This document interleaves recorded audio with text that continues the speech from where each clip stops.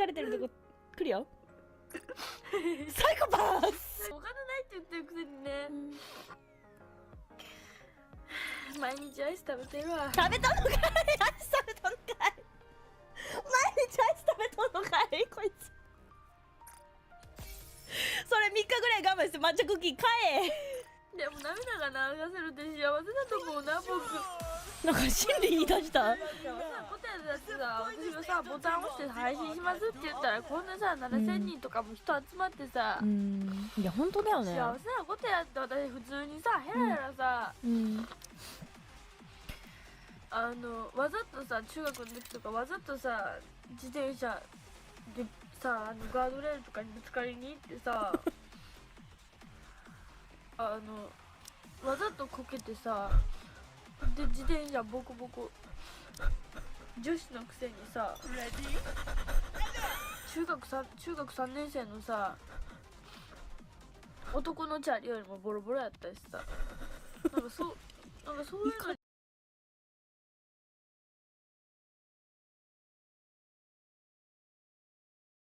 どんなもう無敵だねこの子。なんで泣いてんねやろうな。何やったっけな。ヘラってるなんからだよで泣いたんだっけ。なんで泣いてんの。ヘラってるからだよ。泣けばいいと思ってんから、あれや、女ぶってんねや。そんか女ぶってんねや。泣いて助けてもらおうと思ってんねや。僕は別にもう助けんでいい。僕なんかもう野放しにして。なんやもう野放しにしてください。もうやば。野放しにしてっていう動画の終わり方やば。あー辛かった。いやー見たね。抹茶クッキーを買ってきました。因縁のじゃないのよ。因縁じゃないのよ。会いたかった存在なんですよ。私のお財布からちゃんとお金を出して買いました。いただきます。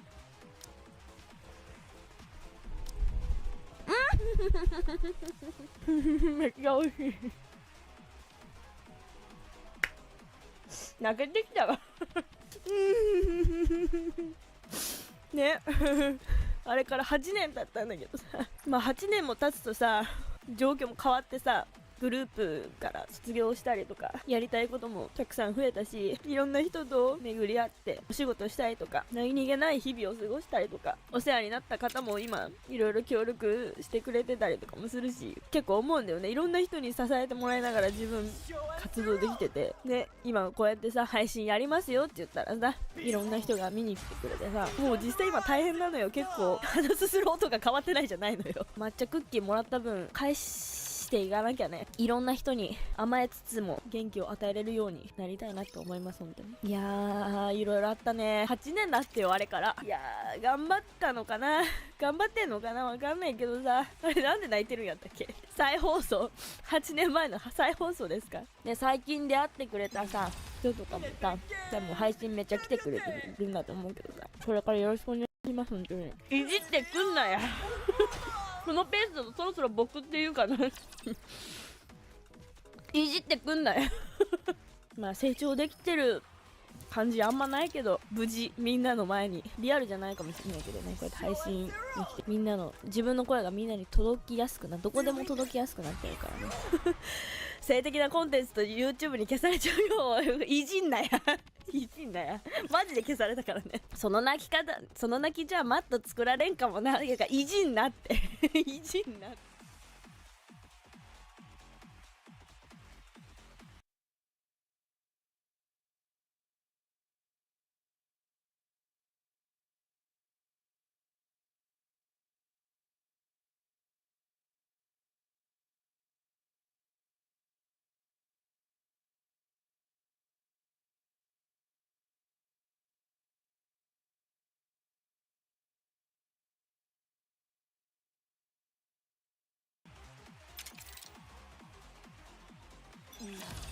Let the games debut! Behold, the season's rising star!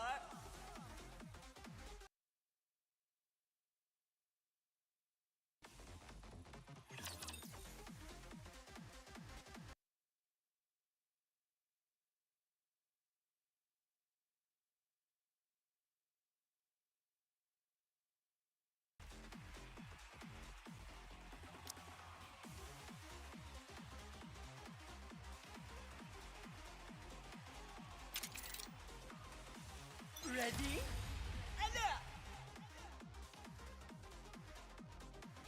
the winner is you!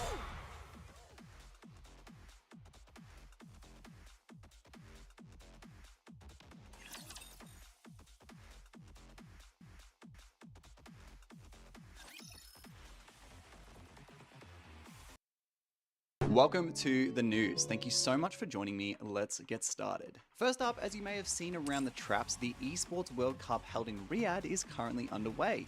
Featuring some of the biggest powerhouses in League of Legends, such as BLG, Top Esports, and T1, this event itself has been pretty refreshing to say the least. In fact, minor spoiler alert if you've actually been keeping up, T1 and Top Esports face off in the final depending on where you're watching from later today. While this itself is a pretty cool event, I thought one of the most interesting features was its trophy. But how exciting can a trophy be, you ask? Check this out. The Esports World Cup is a unique tournament and will have a very unique trophy system, consisting of keys, game trophies, the Club Championship trophy, and the totem. Introducing the key. This symbolizes a participant's right to compete in Riyadh. Each team or player will receive a personalized key consisting of the inner key and the outer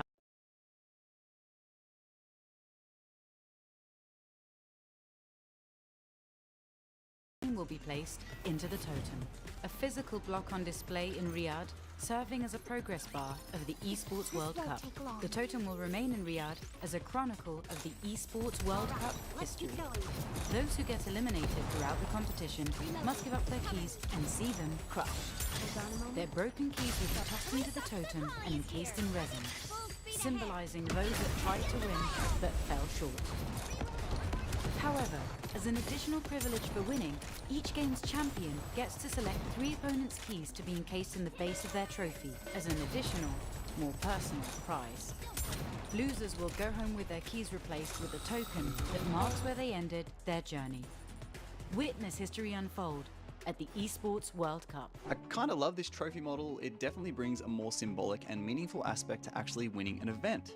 Very, very cool. And I'm sure this one won't be damaged like the Riot Games one they gave to Faker. But I can't escape how bad it would feel to have a rival player winning an event and taking your key to put in the bottom of his trophy. That's like the ultimate BM, but also so good at the same time. Let me know your thoughts on the Top Esports T1 Clash and also the trophy system in the comments below.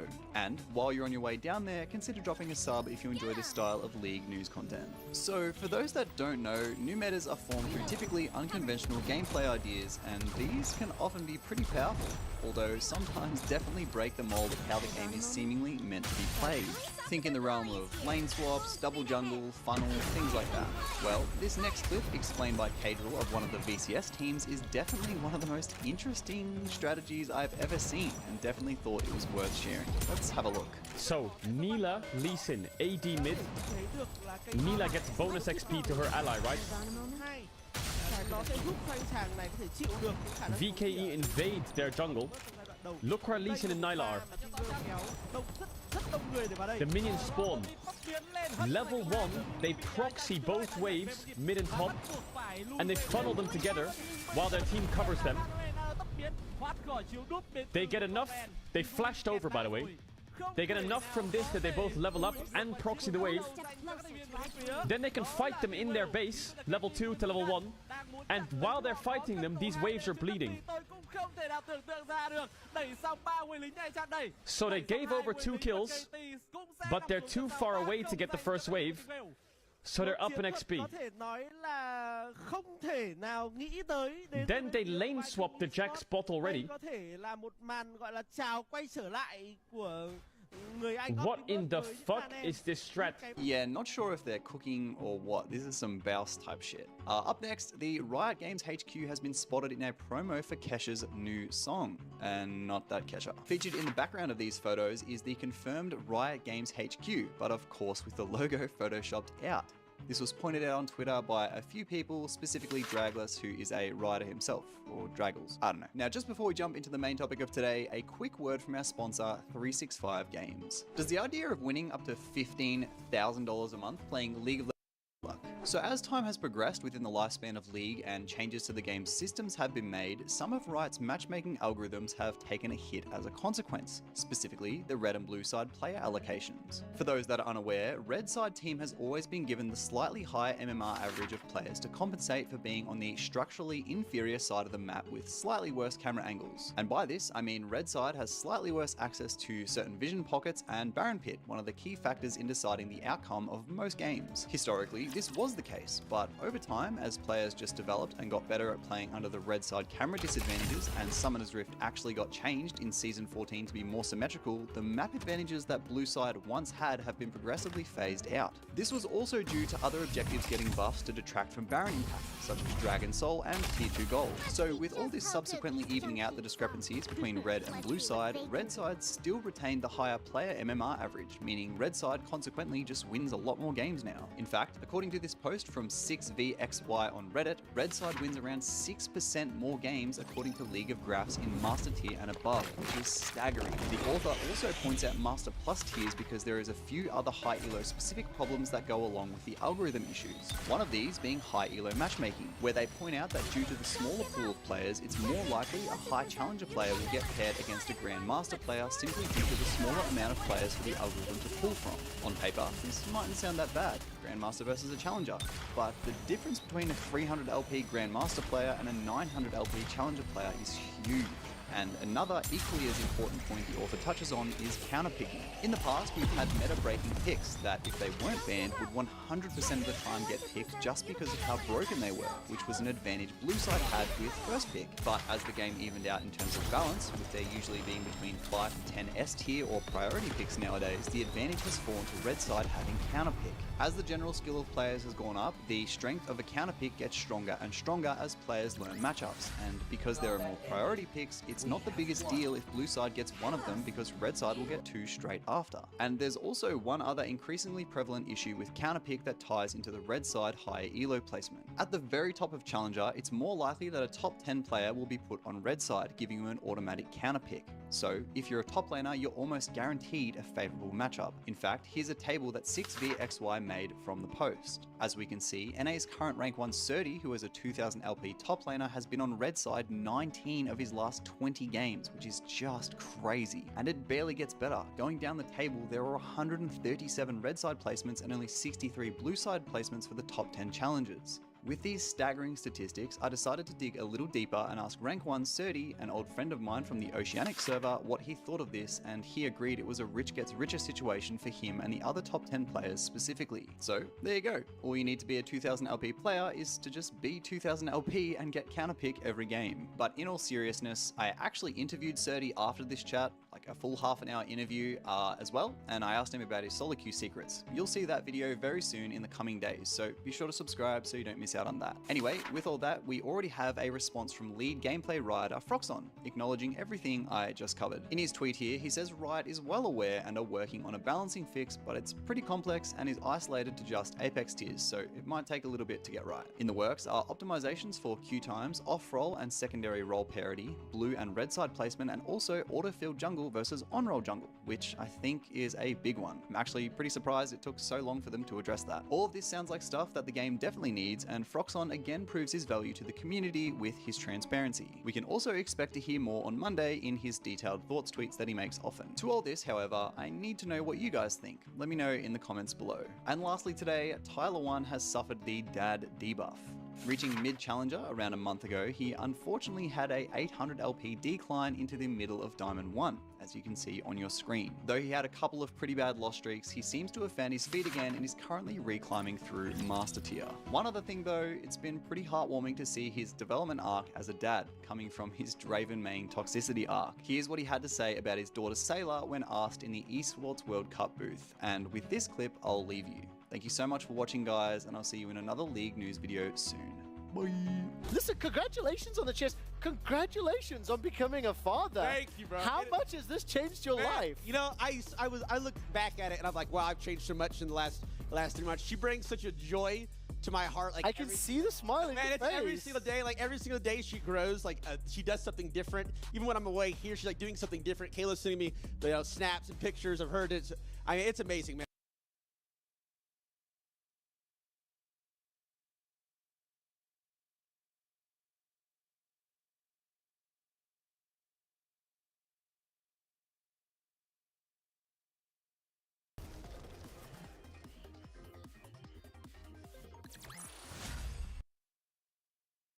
Zenless Zone Zero. A lot of people have been kind of negative about the game. I figured I'd watch a short video about it. The game is ass. So I want to talk about the real reason why people are not satisfied with Zenless Zone Zero. Of course, we're showing my opinion on the game. So let's get straight to the point. The first real reason why people are not satisfied with the game is like the game is too easy for them. All you have to do is left click. Some people aren't feeling the rewards from the gameplay, but I actually want to preface this and I want to say that the game for me is kind of enjoyable. I will probably rate it a 6 out of 10, maybe a 6.5.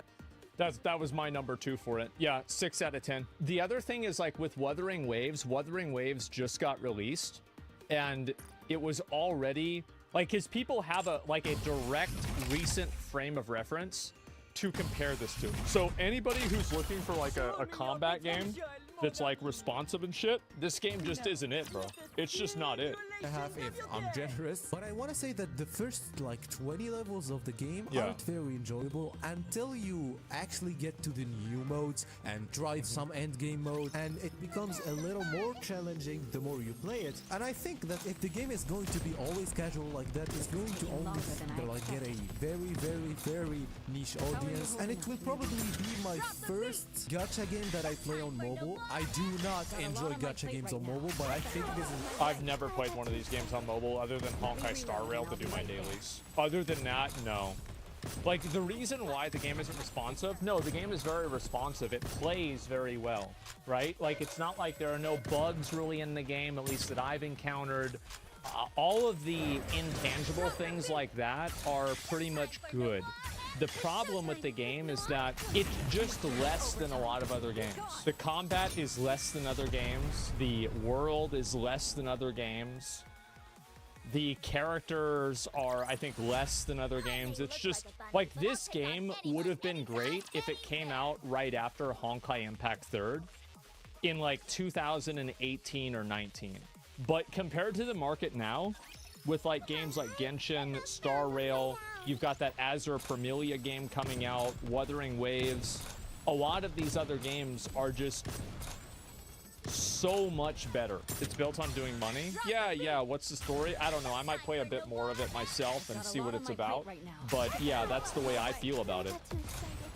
Going to be a good one. But another reason why people aren't satisfied, I think that if the game launched before Wuthering Waves, I would think that it would get a better reception, because people already tried how you can get one shot from bosses and how a lot of... Yeah, that's true. Like, having Wuthering Waves released before this game made this game look like garbage. Absolutely.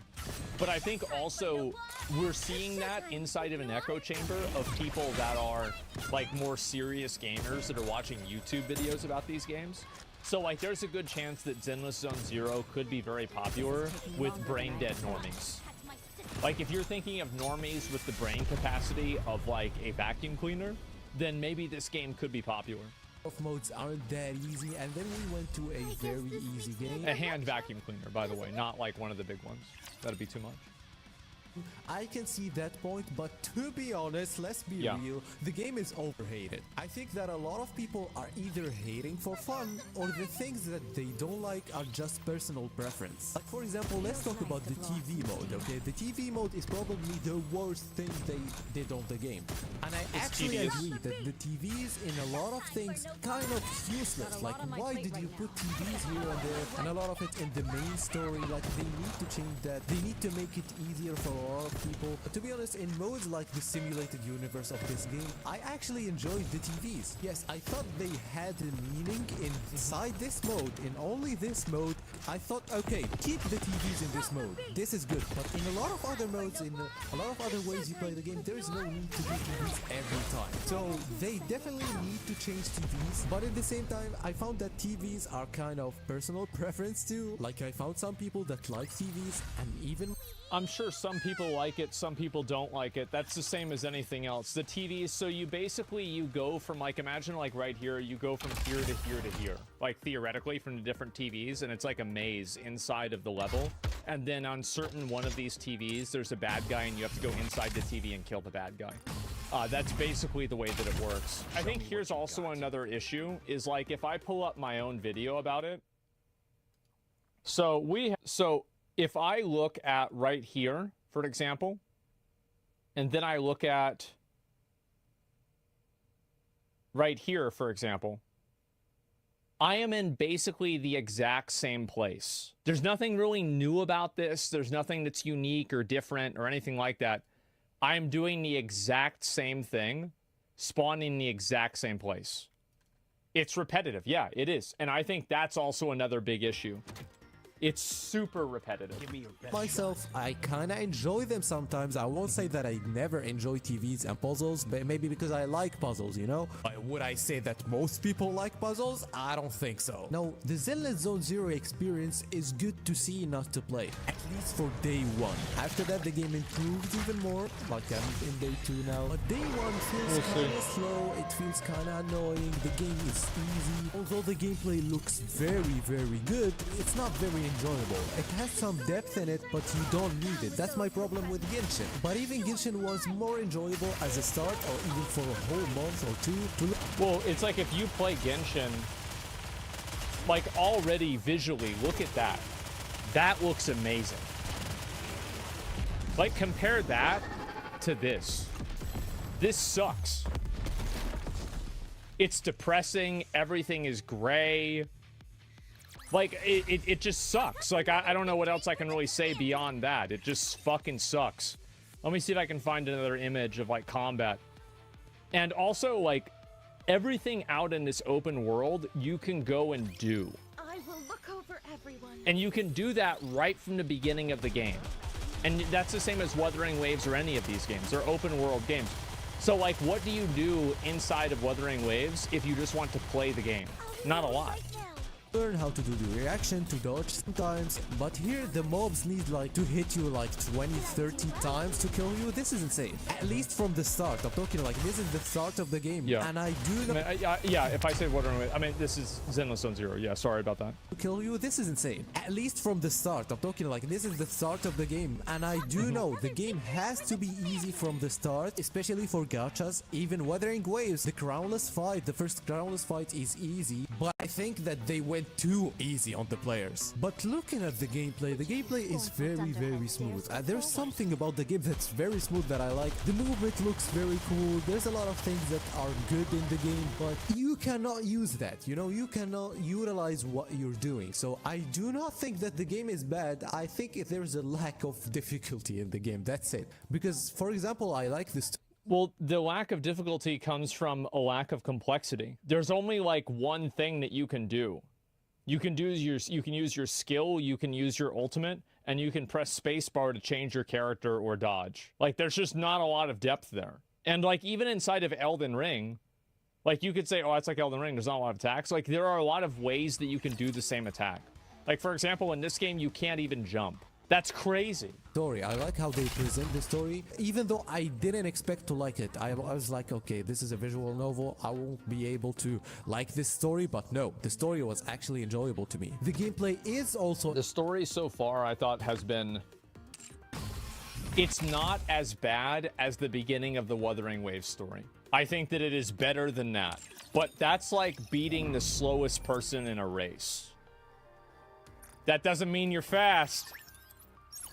Enjoyable. There's some cool strategy to it if the mobs are doing some damage, which they will do when you progress into the game, but it's still not enough for now. I hope that the more I progress into the game, a little challenging. I want to need to dodge at least once or twice, because for now, especially day one, it felt like bottom mashing. You only like use left click and that's it. But here I want to call some people that are going like, okay, PGR is better. Here's the thing, I only played 15 hours of PGR. And I'm gonna be real, I think that PGR is just mashing the same button. The gameplay... PGR, who gives a fuck about that? That's Punishing Grey Raven. That game came out like 8 years ago, 6 years ago. Who gives a fuck about that? That's their old game. They also, like the people that made the game, agree that it's outdated. That's why they made a new game. Nobody gives a shit about that game anymore. It's dead. looks flashy and looks even better than Zenless Zone Zero, but I think that PGR also has the same problem, at least in the first 15 hours. I only clicked the same abilities and I finished the whole content that I played. Now you might say, and I want PGR players to confirm this in the comments, you might say PGR will actually become more challenging afterwards and you will have to use other buttons, so don't hate about PGR. Okay, exactly, do not hate about... I'm not a fan of games that basically the entire story of the game is like zero gameplay effort, just brain dead. Because I think that whenever you have that, you don't teach players how to get better at the game. They just stay bad, and then they finally hit the point where it's like they hit the reality checkpoint. And because it's so late in the game, and they've already developed like an ego for the game, it makes them feel bad and they quit. It's kind of like the WoW difficulty curve where it's like, okay, that's, ooh, there it is, right? That's Mythic Plus. So like the difficulty and everything that's involved and like expected of you just like multiplies by 10. But then you can start to pay. Yeah, true. Zenless Zone Zero from the start, but it's like Elden Ring's the same way, right? Like Elden Ring challenges you immediately. It says, here's the Tree Sentinel, you know, are you ready to get fucked up? So yeah, it's like all games are like this. All good games are like this, I mean. The start, as an opinion, I think the start of the game isn't the best, isn't the most enjoyable. Does it deserve all the hate for now? No. We need to complete the whole thing. I actually don't think players should... I disagree with this mindset. I don't like the mindset that you have to play the entire game in order to think that it's bad. Now, I think that, again, like, what he's saying has some merit, but I don't think that it invalidates opinions. So if you've played the game for like 2 hours and you thought the time that you spent playing the game was wasted, then you have wasted your time and the game is bad, and that's absolutely fair. It's 100% fair. So like if you do that, and like the first impressions of a game absolutely matter. And I would argue that they matter more than the end game. Because if the first impressions are so bad that people don't even get through them, then who cares how good the end game is? Nobody's ever going to see it. Do everything, let content creators do their thing, let some... Yeah, first impressions are incredibly valid. New players and new player experience is super valid. Free-to-play players go through the whole content and you can see some different opinions about the game. For me, the game is a 6 out of 10. I'm not quitting the game any sooner. Even though the game feels like a hack and slash now, it kind of feels fun and I can see that it's promising. The devs are doing a bad job in presenting how the game will look like in the future, because they sometimes say, okay, it's a casual game, and then in the live stream go ahead and say, we will implement more harder things in the future. So yes, I will also... I don't think these are necessarily exclusive. I feel like you can have hard content and still have a casual game. It really just depends. If you're hooked by endgame, you'll stay. You have to wait until endgame for the good stuff. It won't work. Yeah, exactly. Well, it's like, here's a good example. Like in Star Rail, the Star Rail entry level experience was very good. You know, where it's like you're going through new boss fights regularly, then you fight this big guy, and then you're on like a fucking a train. Like shit's happening immediately. You're going to another planet. Like things are already like popping off. Things are happening all the time. And then you have like Wuthering Waves, right? You're immediately getting into the combat. You immediately get your 3 characters. You're automatically doing stuff. Like, and there's the little things where, can you even choose which character you swap to? Or do you just press spacebar and it swaps the next character around? You can choose. You press C to swap to previous. Okay. Blame Hoyoverse for what they did. So anyway, that was my opinion. We will see in the future. That was the video. Bye-bye. Yeah. I'm gonna be real. I think that this game needs a lot of work. I think it needs an insane amount of work. I'll link you guys the video. Like, I think the people that are saying this game is good are on like massive fucking copium. Like, I'll finish, I'll do some more, I'll do more spins on the game, do it a little bit more today. But like, I don't know, like after I play this game like for like maybe a couple more days, I don't really see myself going and like getting really involved with it, right? And it's not amazing. Yeah, it's just, it's not amazing. It's not like it's awful, right? It's not that it's bad. Like, it's a 6, right? And a 6 is a really good number. 6 is a great number. But I think that if you compare it to like the other 2 titles that they have, right? Like you look at Genshin and Star Rail, this game is like a distant third place. Very, very distant third place. Like, it's not even, in my opinion, remotely close. Down with those who would threaten me. You asked for this, but I thank you for it. AI is destroying the internet. I actually want to see this. Day in the life of a lazy teenager who makes $21,000 a month using just his phone. The first thing I do when I go on my phone is open YouTube. Then I search for any particular streamer and I screen record their content. Then I head to Creo.ai, select my gameplay, and it puts the whole video together for me. Last month, this page alone made me $14,000. Here's how I make $1 million every day as a 3-year-old toddler working from home. First, I look for a funny YouTube video, preferably one with a lot of colors and sound. Then I film my iPad with my phone. Then I upload it to Microsoft's Copilot AI, powered by Bing GPT. Oh my God. And it adds infuriatingly inept Subway Surfers gameplay to the clip. Then I boot my diaper. It's crazy how bad some of those people are. It's like they're dying on purpose.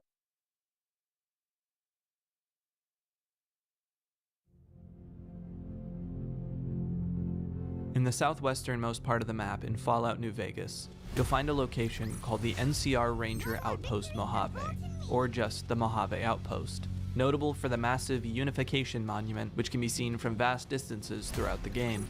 At the far end, there is a gate. Beyond, the wasteland stretches for as far as the player can see. This gate is locked, behind a key that doesn't exist. It functions as one of the borders of the game world, a diegetic barrier keeping the player inside the confines of the game, but it doesn't exist solely to keep the player in. This gate is keeping something out, something which the developers left to be forgotten, something dangerous. Beyond the barriers they placed, there are unanswered questions, ghosts which refuse to be forgotten. There's something hiding outside of bounds in Fallout New Vegas.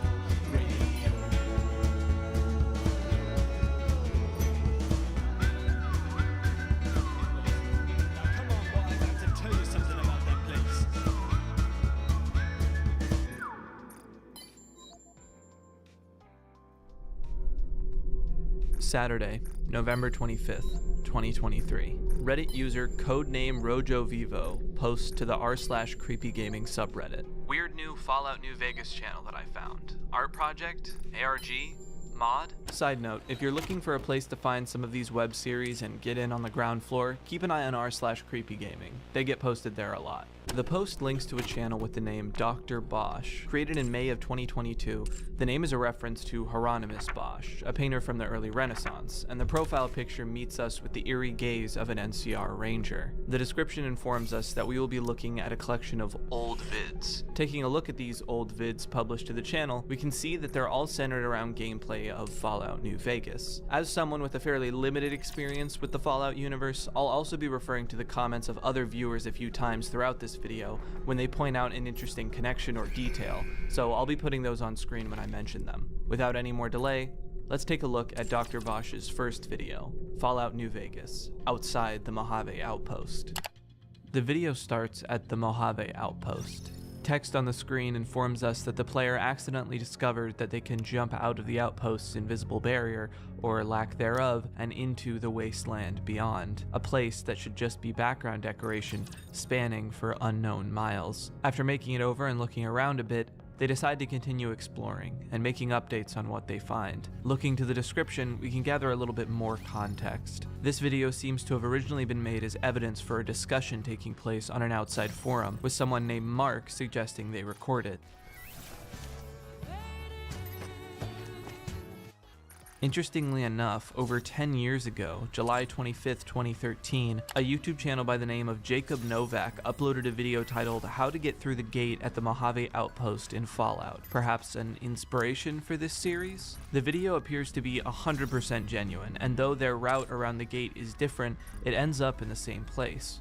I went to check on it myself to see if it was real, and yeah. Okay. So we're gonna want to go here. Commencing operation. Okay, let me see if I can remember how they did this. It's up this way. Up onto here. And then from here.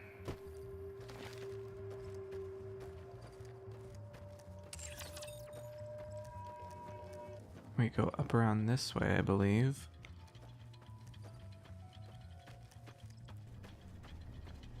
It's up through this way, maybe? Yes. I believe I'm on the right track here. We are officially out of bounds of the game. You could just no clip through here. But that's, you know, like, that's cheating. Plus, like, I don't know if you're on console if you could do that. This is there's something to this, I think, that makes it a little bit extra. Here we are, outside of the bounds of the game. It was almost a little bit eerie finding myself in the same place as Dr. Bosch, knowing what they discovered here only a few videos later, though I found nothing more than empty desert myself.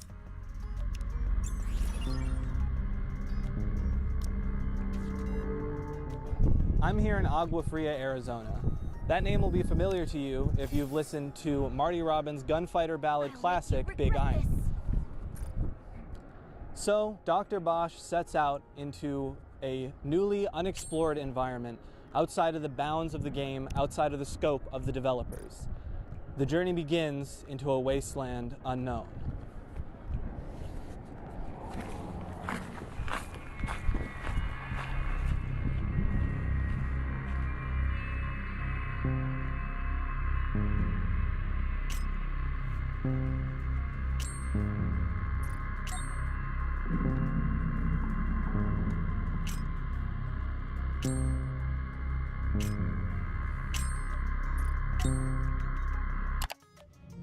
Though this video has a much longer title with a string of characters, for the purposes of this video, I'll just be calling it Mojave Raw 1. The description of the video explains that this is raw, unedited gameplay footage initially just passed around to friends and the forum. The player continues wandering through the out-of-bounds wasteland as they pass the last few telephone poles and the last sites of the outpost disappear. The sound of crickets and the radio from their Pip-Boy provide ambience to an otherwise silent atmosphere. As the last of the fractured road gives way to the dusty terrain and the player moves further out of the map, they catch a glimpse of it appears to be some kind of radio equipment, perhaps an antenna or receiver. I'm not really sure. I should again preface here that I'm not really a Fallout expert and I've never even finished New Vegas, so pardon some of the blind spots if you can. I've done my best. Further into the wasteland, as the sun is setting, the player spots a building. On the way, they find that they are officially out of the map's boundaries. Arriving at the small building, they find it to be a dilapidated shack with inconsistent collision. Nearby, there are more bits of ruined architecture. The existence of these, so far outside of the map, is completely strange. It suggests some kind of intentionality behind their placement, despite being outside the scope of the game. In one of the burnt-out buildings, the player finds a series of bottles, cans, and a plate laid out neatly on a slab of concrete and a mattress nearby, like someone's been here. This suspicion of occupation seems to be reinforced when they stumble across a makeshift fire pit surrounded by benches, empty whiskey bottles, and a lunchbox. As the player interacts with this lunchbox, the game adds a quest. M. Johnson Ver, YEDGSHCH. Very strange. The quest places a marker on their map displayed in the Pip-Boy as M. Johnson Ver Quest 5, and with this new target in mind, the video ends. The next video starts with the player flipping through the Pip-Boy radio. Most of the stations play nothing, some emit static. Eventually, they make their way back to the Mojave outpost and try to clip back into the map, presumably to make their way to the quest marker, only to find that the barrier which had previously been absent, allowing the player to get to this area in the first place, has reappeared. They can't get back in, and can't even fast travel to other areas of the map in order to escape. They're trapped in an endless expanse. Strangely, they stumble across some items in the ruins just outside the outpost which weren't there before. more evidence to the idea that the player isn't entirely alone out here. Now stuck with no other options than to continue exploring the wasteland, a few bits of ambience seem to spook them.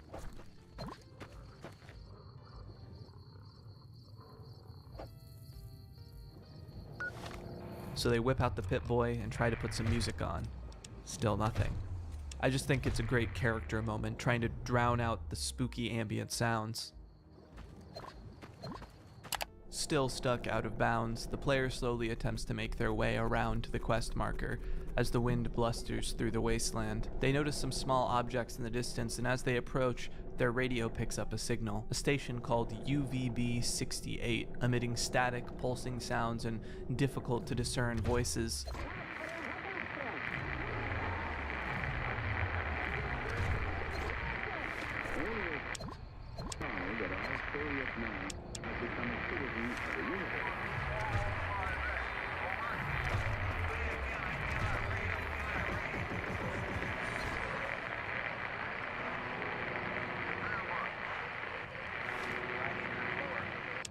That name may sound familiar to you, because it is very similar to the real-life shortwave broadcast UVB-76, aka the Buzzer. This shortwave station transmits a repeating buzzing sound all day, every day, occasionally interrupted by messages in Russian. The exact purpose of this station is unclear, though most theories center on some kind of Russian military use. This is very likely a direct reference being made here with the UVB-68 station, and there are portions where you can even hear what sounds like the buzzer coming from the static of UVB-68. Even more interestingly, other call signs have been transmitted from UVB-76 over the years, one of which is YEDGSHCH, the string of characters we see at the end of the player's mysterious M. Johnson quest. It's as if this quest is being directed by or correlated to this UVB-68 station. While we're on the topic of the radio though, I think it's probably relevant to bring up one of the more popular creepypastas surrounding New Vegas, the Lone Wolf Radio. The Lone Wolf Radio is a location in the game, a busted trailer filled with radio equipment. Graffiti on the trailer reads, "Keep out, everyone is gone, I am all alone, let it all end." The creepypasta goes that there was a cut quest line which involved the Lone Wolf, who occupied the makeshift radio station, broadcasting disturbing ramblings at 2 a.m. in game time, and even sacrificing people on air. The author of the creepypasta gets the cut quest working in their game and finds that the voice acting for these sections seems to include real sounds of murder, and discover files within the game which show the victims. All in all, it's a pretty standard creepypasta, but its focus on sinister radio frequencies feels significant to this series. The player makes their way to those small objects and finds them to be a kind of field of more radio equipment of some kind. Actually, I want to make a note of something here. I don't have it written in the script because I wasn't sure the importance of it, but the player ends up finding this smoking barrel, this trash can which seems like it's lit on fire. They approach it and then it stops emitting smoke, and I really wasn't sure what its importance was, so I was gonna skip over it initially, but I was realizing while going back through, this video is called Signal. And so the first part of the signal is this UVB station, but it occurs to me that another signal this title could be referencing is this as a smoke signal, that this is somehow directing the player on this path further. Continuing to wander the wasteland and moving further toward their quest marker, they find a shack with a dead tree and a car outside. Entering the door to the shack, they find themselves in a dark, dilapidated wooden room. The radio signal is lost. The video ends.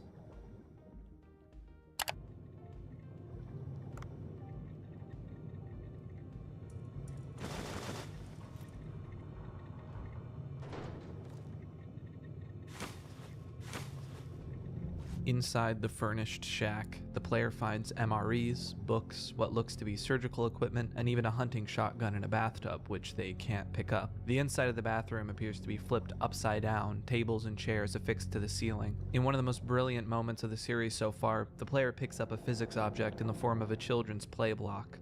A tooltip appears reading, "Good, now push Z to let go of the skull," causing the player to drop the item in alarm. After rooting through the shack and finding a finger, they discover the items Black Box 10:19 AM, Black Box 10:17 AM, Picture 10:15 a.m., and Developed Film. After picking these items up, a new point of interest is added to their quest with the title MJV Code Yourself Smarter. This name is a reference to a quest from Van Buren, the code name for Black Isle Studios' cancelled version of Fallout 3, which inspired large parts of Fallout New Vegas. We'll be coming back to Van Buren, but for now, the quest it's referencing seems fairly innocuous. If you had a low enough intelligence, you could use a computer to fix a defect in your brain and increase your intelligence points. After the player picks up a flare gun they find within the shack, they look over the items they found.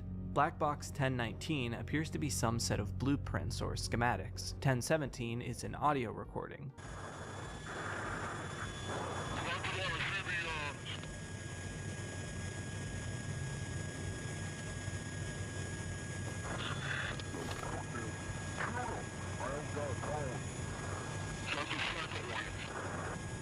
As those in the comments have pointed out, this is actually audio from the Gulf of Sidra incident, a territory dispute between Libya and the US in the Gulf of Sidra, which led to multiple air combat engagements between the US and Libyan pilots in 1981 and 1989. The audio we hear is the radio chatter between US pilots in 1989, as far as I've been able to identify. An interesting incident to reference, but it's difficult to make heads or tails of its importance within these videos. When the Libyan government claimed the Gulf of Sidra, they called this border the Line of Death, and perhaps this reference is telling the player that they have crossed their own virtual line of death, an ominous warning of the dangers therein. 1015 shows some kind of landscape from somewhere up high, and Developed Film appears to be an image of radio towers atop a mountain, which appears to be Black Mountain in Nevada, which also appears as a location in the game. Without much else to discover within the eerie cabin, the player leaves. 2 different loading screens appear in rapid succession, and the video ends. The player roots around the exterior of the shack, finding various loot and an ear.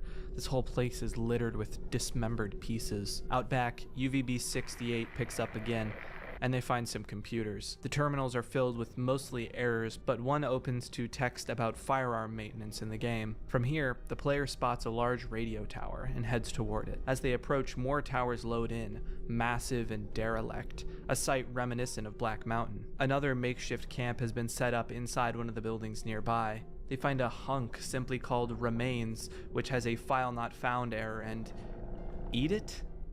Okay, I guess I'm not one to judge. Then more radio equipment inside a nearby camper, which I can't help but feel evokes the Lone Wolf radio. Continuing to wander the mountains, after finding an area of scorched and irradiated rock, the player attempts to make their way up the mountain further, toward the towers, only to be met with invisible barriers. Trying to navigate around them, they discover a massive sort of fence or wall made of concrete, rebar, and barbed wire. Finding a break in the wall, on the other side, there's yet more blustering wasteland. In this valley of sorts, the player finds yet more ruins, which leads them to an area called Canyon Wreckage, also a place that can be found in the actual surface area of the game, interestingly enough, actually pretty near the Lone Wolf radio trailer. It's like this is an area where the two worlds are overlapping, but the player is still trapped in their side of the wasteland. In the wreckage of the canyon, the player finds a hatch that leads to a bunker. They enter and descend the stairs, reaching a large door at the bottom, which opens into a sort of storage or computer room. There are these strange, small hatch doors in the walls, and a bedroll with the item description, "Well-preserved sleeping bag, hasn't been used in a while." The player interacts with one of the terminals and tries to open a series of menus, all with the title null, meaning whatever text is supposed to be there, if anything at all, is missing or empty. However, clicking on a few of these null menus does reveal some information, mostly photos which have been cropped too much to really make anything useful of, except for what may be part of the Lucky 38 casino from the game, with some kind of aircraft trails above it. Planes? Missiles? Another appears to be an email. Loading it into the console crashes everything. I knew he'd pull something like this. And subject truck. You sure this is the right truck? And another showcasing some kind of cargo manifest, which eagle-eyed viewers have pointed out seems to be that of the platinum chip at the center of Fallout New Vegas' story. The player then stumbles across a briefcase, which acts as if it will count as being stolen if you take it. Naturally, the player picks it up and tries to use it. This activates a ticking noise and a danger indication as if it might explode, but it doesn't.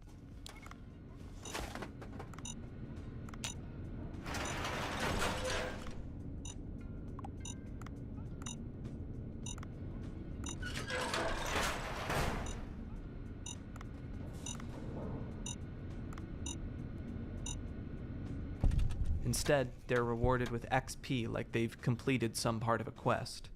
Strange. Heading out of the bunker and back into the wasteland, they notice something altogether odd. Fish. Swimming through the air. It's one of the more surreal moments in these videos. Floating by, slowly maneuvering through the air. Reality works differently here. Just as the player is shaking off this peculiar sight, they stumble across a massive pit within the mountains. Continuing the episode's theme of descents into the earth, it ends.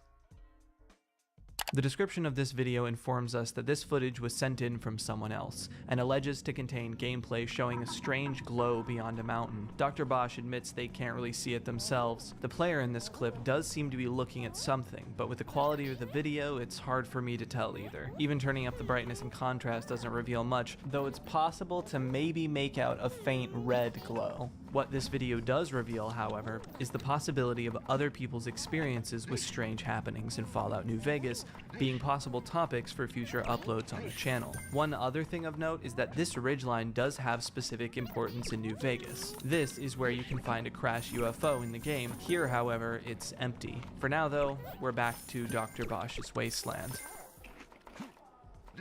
The player begins their descent into the inky darkness of the pit they discovered in ground. The light of the flare gun does little to reveal what's at the bottom, but eventually, something does appear. A light, a radio or black box emitting static, and a chessboard. On one side, there's a place for a person to sit. On the other, a computer. This feels as if it's evoking Maniac 1, the first computer to defeat a human opponent in a game of chess, though technically a modified version of the game. Or perhaps Zax, a type of computer intelligence in the Fallout games. At one point, the radio plays a series of beeps in quick succession. Morse code. Though it's difficult to make out, using the spectrogram of the audio to transcribe it, we can find the Morse code reads, "This thing's hollow. It goes on forever and..." This is a quote from Arthur C. Clarke's novelization of 2001: A Space Odyssey, spoken by David Bowman as he's entering the Stargate. The full quote is, "The thing's hollow. It goes on forever and, oh my god, it's full of stars." Elsewhere in the massive darkness of this pit, the player finds a door. Entering it, they find themselves in a near pitch-black cave system, empty, aside from a few drained whiskey bottles littering the floor.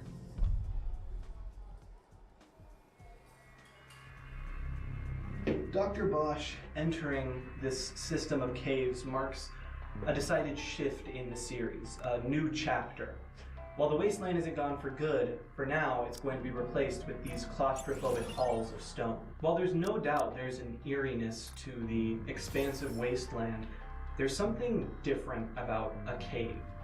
It's like there's nowhere to run, that there could be anything in the dark. And getting lost out in the open is one thing, but getting lost in here is altogether more terrifying. This isn't my first time in this cave. The first time was for a video that hasn't finished yet, and I'm feeling now what I felt then. That sure, the fear of getting stuck or lost or trapped, or that there's something in the darkness is scary, but the scariest feeling is the thought in the back of your head, the call of the cave. The inexplicable feeling, the calling to just keep going forward, just around the next bend, then the next, until there's nowhere to go. With that in mind, let's head back to Dr. Bosch. What the hell? The player picks up a knife from the ground and then proceeds to stumble upon some minecarts with a radio inside, playing some barely intelligible sounds. As they continue exploring, they come across an alarming sight. Bloodstains and massive gibs, aka pieces of game gore that have been scaled up, rib cages, bloody chunks of meat. The discoveries continue with makeshift encampments, heads on spikes, and a crib with a blue first place ribbon. The ambience in the cave gives the impression they're not alone, not to mention all the evidence of occupancy. Computer consoles, more encampments, water pumps, massive face statues sticking through the stone. Finding a sheer pit further into darkness, the player is faced with the option to exit to Null, deeper into the cave system, where disturbingly they find a body, which matches perfectly to the player. It even has the name Hieronymus B. In its inventory, there's a note titled Instructions. Set it up. You will know where. Unknown friends will come to you. Ominous. Nearby, another pit invites the player to enter Tunnel Tunnel, which leads them yet further into the cave, this time appearing a little bit more like an organized mine shaft, wooden supports and metal gates. A final doorway to Null brings them into a room, the cave walls giving way to artificially lit wallpaper. It's nondescript, some raised platforms, doors leading to bathrooms, a counter of some kind. It's unclear what this space is even for, if anything at all. Lights with no source illuminate the room. It appears to be one of the test cells in New Vegas, essentially dev levels within the game's files. Through another doorway in this room, the player finds themselves descending a staircase. Attempting to open the door at the bottom, the video corrupts for a moment, then ends. At the beginning of this video, it almost appears as if the game has spit the player back out. After a brief glitch, they find themselves back in a stairwell, half their health missing and their items scattered. With no way back up, the door at the bottom opens into another room, similar to the one from the previous video, but brighter and more furnished, like some kind of unfinished dining hall, restaurant, or bar. A mural of blacked out faces is painted and cracked on the wall next to the bar. Sitting at one of the tables, they are met with a plate full of meat and acrylonitrile and a book titled Trimorphic Protanoia. The book gives an error message in the Pip-Boy, but does increase the character's speech. Acrylonitrile is a kind of chemical used in the creation of plastics, known for having a garlic or onion smell to it, and the book is the title of a Gnostic text, split into 3 descents in the voice of Barbelo, a deity which appears in many ancient Gnostic Christian works. If you're not super familiar with Gnosticism, we'll talk about it later, so don't worry. The player continues to explore this strange underground structure. Entering into the blinding light behind one door, it leads to yet more increasingly dilapidated rooms. At the end, the player can see some kind of skeletal figure, but getting too close exposes the character to an immense amount of radiation, so for now they back off. In another room, 2 symbols are found. These belong to what are called the hobo signs, a language of symbols used to communicate information about noteworthy locations to other hobos. Whether these were actually ever commonly used among this population is debatable, but these symbols do appear in New Vegas's game files, and here they are on the wall. To the best of my research, this means something to the effect of hold your tongue, nothing is here, doubtful. Eventually, the player makes their way into what seems to be the interior of a house. The architecture is strange, areas flipped upside down, doorways blocked by radios. The player opens a computer, the terminal filled with more null tabs, leading to what appears at first to just be gibberish. Then passages from Melville's Moby Dick and what appears to be excerpts from Borges's 3 versions of Judas. We'll definitely be coming back to the significance of these texts, but for now, I want to actually focus on this gibberish. It's actually formatted in a very specific way, a way that seems to replicate the website The Library of Babel, itself based on another short story by Borges. Again, we'll talk more in depth about it later, but the concept is that of a near endless library which contains books filled with what are believed to be every single combination of letters and punctuation possible.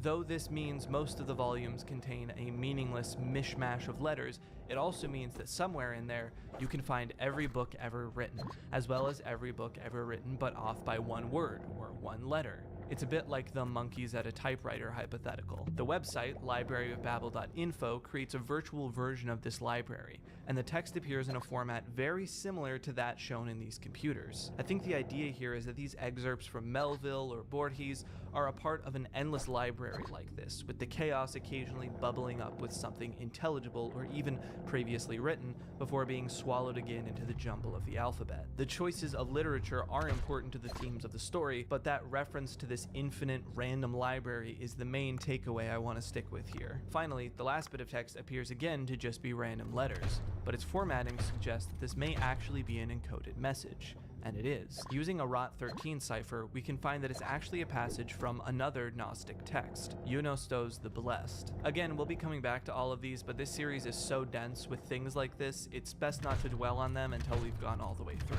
After exploring this strange house, the player moves back to the lounge area and sits at the bar.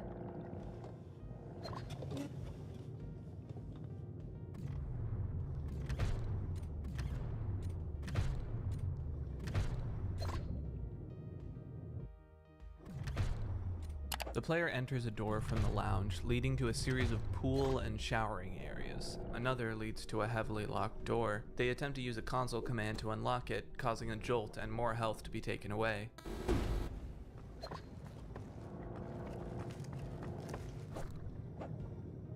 No cheats allowed here, it seems. Checking the map, it's been overlaid with this 7-pointed star-like flowery symbol, a heptagram, hellish colors surrounding it, and more doors lead to yet more doors. After walking through a catwalk in pitch darkness and glimpsing some kind of perhaps radio tower in the dark, the player finds a key in an industrial-looking zone and is now able to unlock the fortified door. Inside, things seem a bit worse for wear, and further in, we find a tunnel stretching out into some kind of underground sci-fi adjacent navigational area. Through a window, a series of nuclear missiles are stored beneath the earth. Nearby, oddly, there's a door with one rad roach in a white void. After being hit, it falls in an endless loop.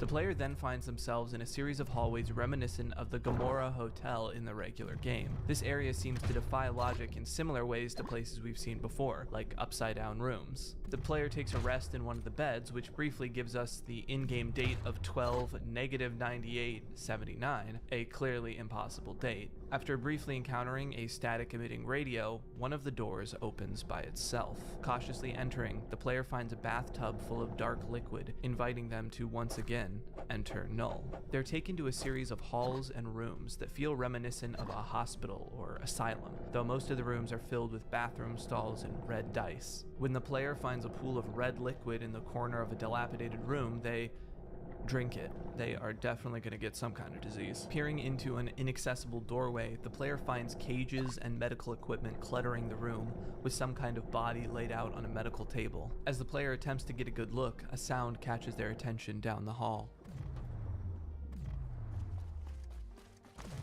The sound of soft but quickly approaching footsteps. Frantically, the player runs in the opposite direction as the footsteps continue gaining ground.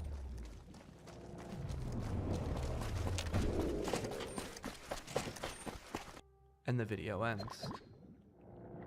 The description of this video reads June 1st, 2012, 18:58:23. Scraping the hard drive, managed to salvage this. Judging by the date, we get the idea that this footage is from over a decade ago. It's unclear if all the footage we've seen so far is that old, or if it's just this bit. The description also seems to tell us that something has happened to Dr. Bosch's hard drive, and the fate of any further videos is, at this point, unclear. The video itself appears to be the opening screens for Fallout New Vegas, but there's a very important detail here. The Black Isle Studios and Interplay logos. Black Isle Studios and publisher Interplay were the team working on Van Buren, that earlier attempt at Fallout 3 which would inspire parts of New Vegas that I mentioned earlier. They did not, however, actually work on New Vegas. It does still seem to end on the title screen for New Vegas, so it's really unclear if this is supposed to be some alternate lost version of New Vegas created by Black Isle Studios, or a strange mishmash of the two games, or an alternate universe. Either way, it ends just as quickly as it began. The description of this video confirms our suspicions on the fate of future video captures. A vid or two left to salvage, the rest are beyond repair. So, something happened to Dr. Bosch's computer which corrupted much of the footage that was recorded.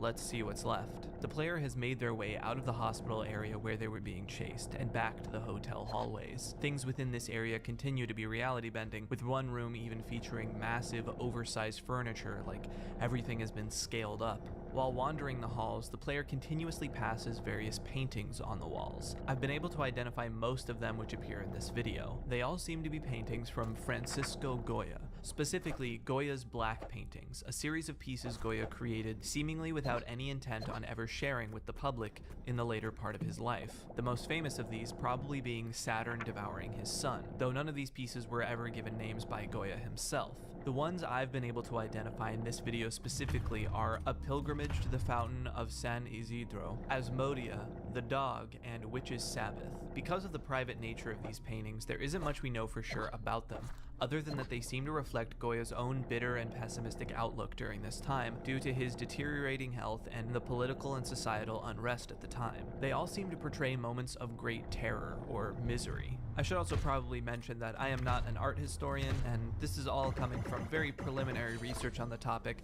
my sources for which will be in a document below. I do think it's important to note though, because art and literature have continued to be important references throughout this series, and these paintings will play a part in my larger larger analysis of the series later. The picture frames around these halls also contain a painting which I am unable to identify, but appears to show a landscape at sunset with a cross silhouetted against the horizon, and behind an inaccessible curtain, there's another difficult to discern painting and a newspaper headline. Something about an investigation of some kind, but it's really hard to make out from this distance. We'll be coming back to this newspaper clipping, but if any of you can identify the paintings I wasn't, let me know in the comments. Eventually, the player finds a large metallic door which leads to what appears to be some kind of medical area, at the center of which is a large pod. Inside, a skeletal corpse lies in a pile of its own viscera. I believe this pod is a model used in the game as a virtual reality pod. The player takes out the briefcase they collected all the way back in the video ground and tosses it at the pod. This gives us a message from the game. The M. Johnson quest has been completed. Interesting. I must share the sentiment with commenter Alexis Electronic. Such an intuitive quest that was. Without any more direction, the player finds themselves entering another doorway, this time to an elevator into Null, which leads them back into a cave system, this time filled with heavier vegetation. Here, they find another body which looks eerily similar to them, this time with just the name Null, then another body, then an entire pile. It's completely strange and unsettling. Are these threats aimed toward the player? A glitch? More evidence of some kind of crossed realities? Previous players who found themselves in the same position as Dr. Bosch? Further into the cave, they find one more doorway, pure light radiating from it. Entering Null yet again. We've almost reached the end.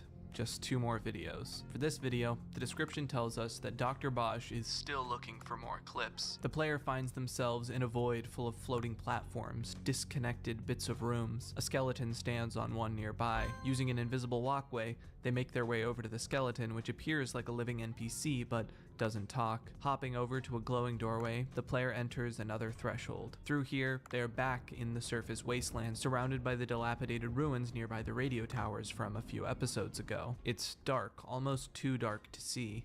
Something not too distant bangs to the ground and kicks up dust. Terrifying ambience begins. Then something bigger, closer.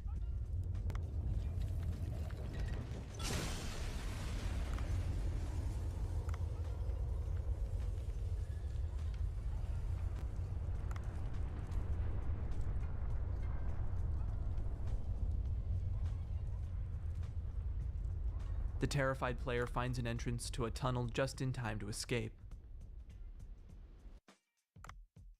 Here, the player discovers the underground wreckage of a kind of railway, along with a bag of gore and a skeleton in some kind of makeshift camp with a single shotgun. Taking this welcome new form of defense, the player exits through a gate into the wastes and finds themselves outside again, atop a mountain in another small encampment. Here the player finds another corpse titled Last Men, from which they take a revolver.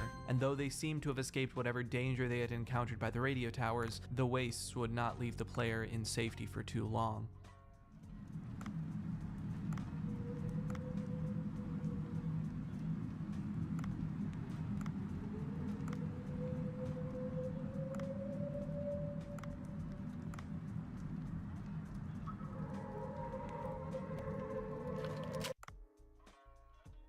Taking into account the description of this video and the opening few seconds featuring a cloudy red sky and a high-pitched buzzing, it seems pretty clear that while partially recovered, this video file is still pretty corrupted. The player is surrounded again by radio towers and mountain walls. Scattered lanterns barely function to light up anything. A howling wind whips through the canyon.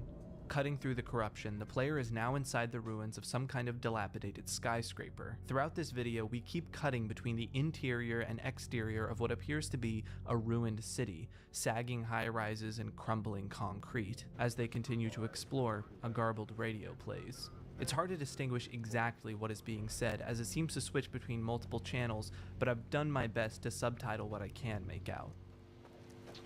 I guess I must seem very cold-blooded about this, but I don't recall ever having been very much preoccupied with that Air Force installation.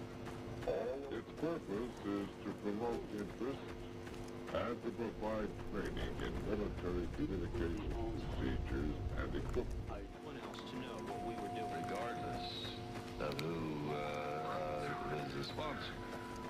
I don't think anybody working in that time in the remotest ever thought that it would blow up into the kind of thing that it did. The full reason why Senator Booster has sponsored and pushed this investigation. If the senator would stop evading the questions I have asked him. Some kind of investigation, presumably high stakes, involving the military and high-ranking government officials. At this point, I'm not entirely sure what the origins of these audio clips are, but it feels linked, if only thematically, to the newspaper article seen in Pod. As the video continues cutting rapidly due to the file's corruption, we see a brief moment where the player seems to be hiding from something unseen, the game ominously warning caution at the top of the screen. We haven't really seen anything too explicit as of yet, but it seems pretty clear at this point, from the footsteps to the monstrous screeching to now this, that there's something in the wasteland pursuing our player. Inside one of these apocalyptic buildings, the player wanders, seemingly on edge as they explore.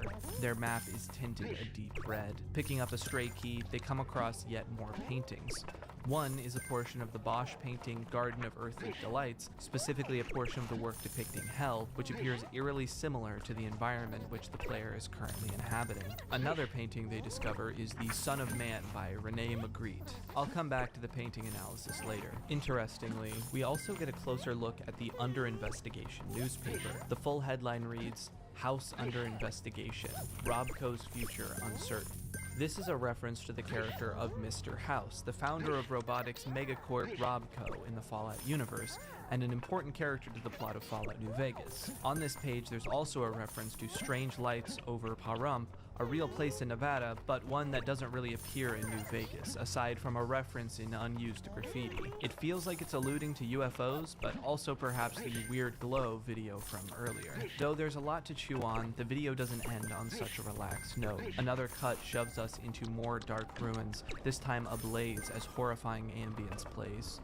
Suddenly, something jumps from the darkness, the player fires, and the video ends. And that's the latest video on the channel, as of now. There is one more secret this video has to offer though. Running the audio of the episode through spectrogram analysis, we can find that some of the glitched audio actually creates some images. The first just being some kind of cute smiley face design, and the second being what appears to be Mr. House stepping down from an airplane. As far as I've been able to find, these are the only spectrogram images in the series so far, but as more videos come out, it's worth to keep in mind for the future. As of now though, that's the end.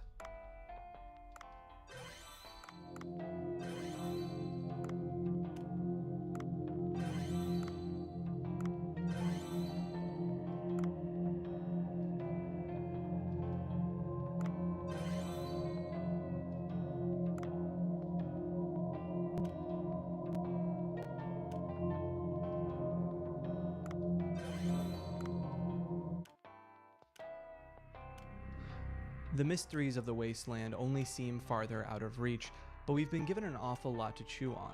The only thing left to do is to try and tie these threads together and see what we come up with on the other side. But truly understanding the complex web of information we've been given is a journey all of its own. So let's start trekking. This series is dense. I try not to over-explain every episode in these breakdowns, but with Dr. Bosch, it's like something new every minute. To give ourselves an easier time with our analysis, let's start simple. The player, who we can safely assume is Dr. Bosch, discovers that the invisible barrier keeping them from crossing out to the other side of the Mojave outpost is gone, and they can simply jump over. Sharing this discovery on some kind of outside forum, someone named Mark suggests that they record it and show their fellow users. From here, the forum discussions presumably continue as the player records more and explores further. After being unable to re-enter into the surface world of the game, there's nothing else to do but continue wandering out of bounds. At some point, I would wager due to something they ran into in the game, their hard drive is corrupted and leaves the player with only pieces of their documented journey. The description of the channel calls these uploads old vids, and considering the movie maker vibe of the first one and the date given to the recovered intro recording as 2012, it's possible these are all from that same period, though none of this is confirmed. And the reason these are being uploaded, or perhaps re-uploaded now, is anyone's guess. So, that's what's happening outside the world of the game itself. What about inside Dr. Bosch's unusual copy of Fallout New Vegas? It gets weird, in ways I haven't even mentioned yet. Subtle details that you may gloss over on a first watch, many things that I missed which were brought to my attention via reading the comments. The element probably most obvious is the connection this series makes to Van Buren. The first two entries in the Fallout series were created by Black Isle Studios and Interplay Productions, and work eventually began on Fallout 3, codenamed Van Buren. This game, much like New Vegas, would take place in the Mojave Desert, but the majority of its story and characters were completely different. Eventually, though, Black Isle Studios would shut down, and the Fallout series would instead be handed to Bethesda Softworks, who created an entirely new Fallout 3. Bethesda would then publish Fallout New Vegas, developed by Obsidian Games. New Vegas would end up incorporating elements from Van Buren, including the main setting of the Mojave. This history is important because there's a special connection there between Van Buren and New Vegas, but New Vegas was not developed by Black Isle or Interplay. Which makes it all the stranger that in that intro video, we see the splash screens for Black Isle and Interplay. The title doesn't even say Fallout 3, it still says New Vegas. And the game we see is very much the Bethesda-style RPG, not the isometric turn-based game that was planned for Van Buren. So what does this mean? Well, along with other inconsistencies we'll begin to see, it almost feels like we're peeking into an alternate universe, where Black Isle did develop the third Fallout game, and both Fallout 3 and New Vegas have been combined. For more Van Buren connections, we have the direct name drop of the Code Yourself Smarter quest from Van Buren, and the quest name M. Johnson. President Martin Van Buren, from which the project derived its codename, served with Vice President Richard M. Johnson. And then there's the items. Tons of items show up in this playthrough that shouldn't be here. Weapons and text from Fallout 3 or DLCs. At one point, the player finds a syringe titled Morphine. This was the original name, but the actual name of this item in-game is Med-X. The name was changed due to censorship, so why is it here? Little details like this are scattered throughout the world, which seem to combine other games in the series or games that never shipped altogether. Then there's the little things, which can be extrapolated into even stranger connections, like the statue heads found in the caves, which have been connected to the Dunwich mystery in Fallout 3 and 4, which directly references H.P. Lovecraft and some kind of secretive cosmic entity. And what about all this stuff surrounding Mr. House? He shows up in newspaper clippings and spectrograms, and his Lucky 38 hotel and casino appears in a photo with what may be missiles streaking across the sky above it. And an even stranger detail is where the Lucky 38 doesn't appear. Though the quality makes it difficult to discern, the splash screen for New Vegas in the intro video appears to be missing something crucial. The one we actually see in the game includes the Vegas skyline in the background, very prominently featuring the Lucky 38. In intro, it's missing.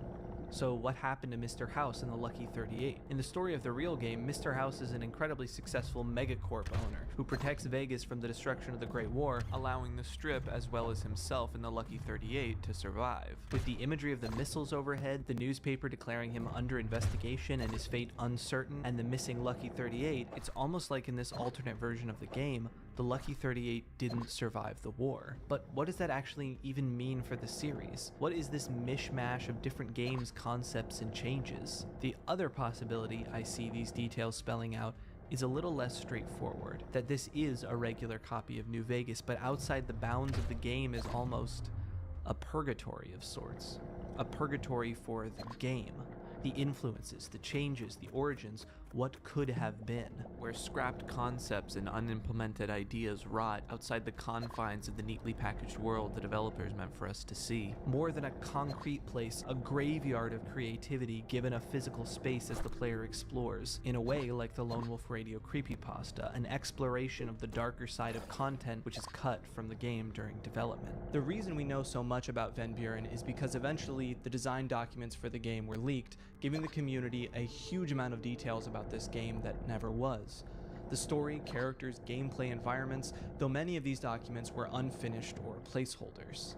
In some ways, the series almost feels like sifting through the documents themselves, disparate pieces of information, some familiar and some new, trying in vain to cobble together a clearer picture of what the game was actually going to be. It's a search for answers in incomplete information. And this, I think, is the core theme of the series, and it's only one of many connections this series makes which explores it. And as I go through more of them, you'll start to see just how strong this theme is throughout. To start, One commenter points out another connection which might finally help us understand the strange world our player resides in. Mad God is a film by effects artist Phil Tippett. It combines stop motion, live action, puppetry, and computer effects into an incredible, hellish journey. And there are some similarities here that feel too coincidental. The story follows a character known as the Assassin, dressed in similar garb to our player, descending into an ever-devolving pit of brutal and horrific worlds. Transporting a ticking briefcase of explosives, the Assassin witnesses constant horrors beyond comprehension. Seems fairly similar, right? There are even more connections to be made as well. We find out later that the Assassin is just one of many near identical figures sent on the same mission, calling to mind the identical bodies we see in Dr. Bosch. The film deals heavily with the imagery and aftermath of nuclear war, and even includes a character referred to as the Last Man, which we also see in Dr. Bosch, both likely references to Nietzsche's Last Man concept, the archetypal passive nihilist and antithesis of the Übermensch. Now, I don't think the Dr. Bosch videos are a direct adaptation of Phil Tippett's film, but I think it's very likely that some of these references and inspirations are deliberate, and understanding Mad God's themes may help us understand some of the themes present in Dr. Bosch. Mad God seems to deal a lot with post-World War I and II philosophy, the nihilism and despair that came from grappling with the horrors of global warfare in the 20th century, and the existential threat that nuclear weapons introduced into the world, and the questioning of the social and power structures previously taken for granted. Throughout the film, characters all seem to be motivated with finding a solution to the endless chaotic cruelty the world of the movie is filled with. For some, that's simply destroying it, believing there is no solution other than ending the meaningless suffering for good. For others, it's trying to rebirth a new universe in the hopes that the opportunity will bring a better life for those after. The question at the core of these characters' minds is whether it's possible to find meaning in the universe, or if it's all senseless, random cruelty. And it's this focus on finding answers in a callous world filled with nihilistic cruelty and passivity to that cruelty, which I think holds the most relevance to Dr. Bosch. The wasteland out of bounds is filled with danger and terrifying imagery, many times calling direct parallels to the hellish worlds of Mad God. And just as terrifying as it is, it at times can also feel senseless and confusing. It asks us to decode messages and try to unravel its mysteries, but are there any answers to be found? This theme is further explored with Dr. Bosch's many literary and religious inclusions. I talked before about the multiple Gnostic texts which appear throughout the series. So what is Gnosticism? Well, I am again not an expert in ancient heretical Christian history, but a simple way to put it is a set of religious and philosophical ideas which emerged in certain Jewish and early Christian sects in the 1st and 2nd century. Thanks, Wikipedia. It's a very esoteric and spiritual school of thought, believing the material world to be inherently corrupt and abhorrent, created by a malevolent lesser god, while a higher perfect god and spiritual plane exists outside the material world, and only by shedding the material world can a soul be saved. Something the Gnostic beliefs and writings seem very focused on is the search or uncovering of secret truths or knowledge, finding enlightenment and spiritual insight via uncovering hidden wisdom. It seems like no accident to me that the series seems invested in bringing these writings up again and again, especially writings like Trimorphic Protonoia, a cosmological text coming from the voice of Barbelo, the first emanation of God, sharing with us truths of creation of the universe. It's this search for a larger answer, a truth in the corrupt world. And the series continues this exploration of finding spiritual truth with its inclusion of Borges' 3 versions of Judas.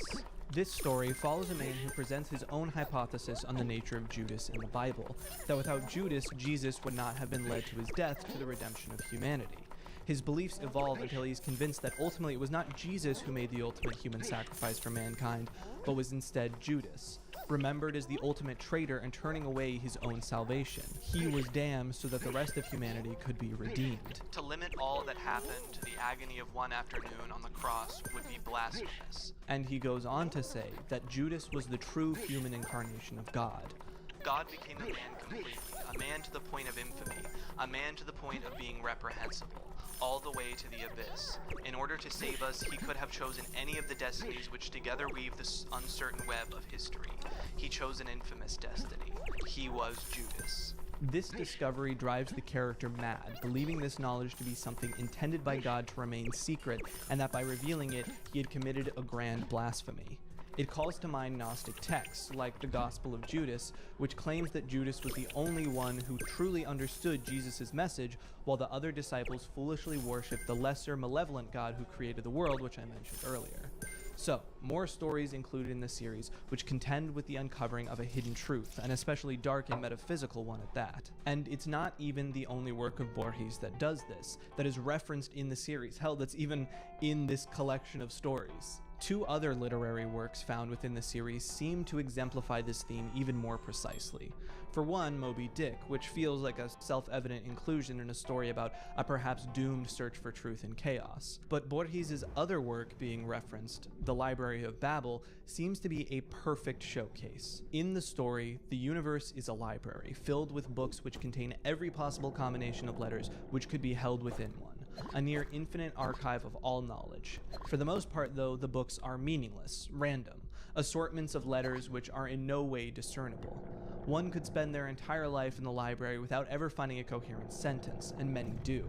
And when the people who inhabit this universe die, they are lifted over the railings of the staircase of the incomprehensibly towering library and thrown into the void, falling for what may be an eternity. In life, they try in vain to find the answers to life's most important questions, prophecies which tell the entire future, the solutions to the most difficult philosophical problems, for all these exist within the library. But so do false prophecies, or works which end just before the answer, and the likelihood of anyone ever finding even one coherent manuscript is near zero. Centuries of librarians try to find meaning in the expanse of randomness, or even just the path to find meaning. We hear of philosophical movements coming and going, belief systems exerting power and eventually falling, all motivated to find the answers to their world in the pages of these near endless books. Obviously, the universe of this library can be read as a mirror of our own, but as it relates to Dr. Bosch, it seems almost too perfect of an encapsulation of our theme, the search for truth in chaos. But what about the paintings? Hieronymus Bosch, Goya's black paintings, Rene Magritte. Here, I think the theme is advanced twofold.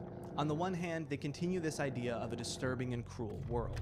Bosch's depictions of religious imagery are especially noteworthy for their disturbing and horrific portrayals, particularly of hell. Goya's black paintings are similar, though in a decidedly less fantastical fashion. These paintings, influenced by his bleak outlook and the personal suffering he experienced at this point in his life, portray moments of great terror, misery, and cruelty. They paint the most haunting parts of the human experience, but it's not only that. Their inclusion, in my view, is once again being used to draw us to this core theme. Goya created these paintings in the privacy of his home, on the walls themselves. He never gave them titles, at least not that we know of. He never discussed their meaning. They were private, not created with the intention of being seen by the outside world. This has left an enduring mystery to these paintings, no doubt encouraged by their darkness, their macabre nature. In their own way, the paintings have become a search for answers within a horrifying world, where viewers peer into the haunting scenes which Goya painted and try to unearth the meanings behind them, some insight into Goya's mind or the world in which he lived. As for the Son of Man, I'll leave this quote from Magritte himself on the painting. "Everything we see hides another thing. We always want to see what is hidden by what we see. There is an interest in that which is hidden and which the visible does not show us. This interest can take the form of a quite intense feeling, a sort of conflict, one might say, between the visible that is hidden and the visible that is present." I think the literary works, paintings, and films which are referenced in this series are very intentional and serve to reinforce both the central theme of the series and the world in which it takes place. The wasteland we see in Dr. Bosch's videos portrays a bleak world, riddled with corpses, body parts, chaos, and danger, ruminating in the cancelled game which inspired it, left unfinished and discarded only to be picked apart for scraps. It's hellish in the most traditional sense, a combination of Hieronymus Bosch's fantastical hellscapes and the post-war industrial nightmare of Mad God. But in all the ways this world is horrific and dangerous, it is also chaotic and obscure. Very rarely does there seem to be a rhyme or reason to the events that take place, the quests or the impossible rooms. And things are clearly broken, defective or missing menus, glitches and corrupted data. It can feel random and senseless. But in the end, the player can't help but continue exploring. It's the only world they have left to explore, and as the audience, we can't help but continue to watch. At times, it feels like there's some intention in the chaos, some method to the madness, maybe some unseen entity guiding us or some source to everything that's here. but sometimes not.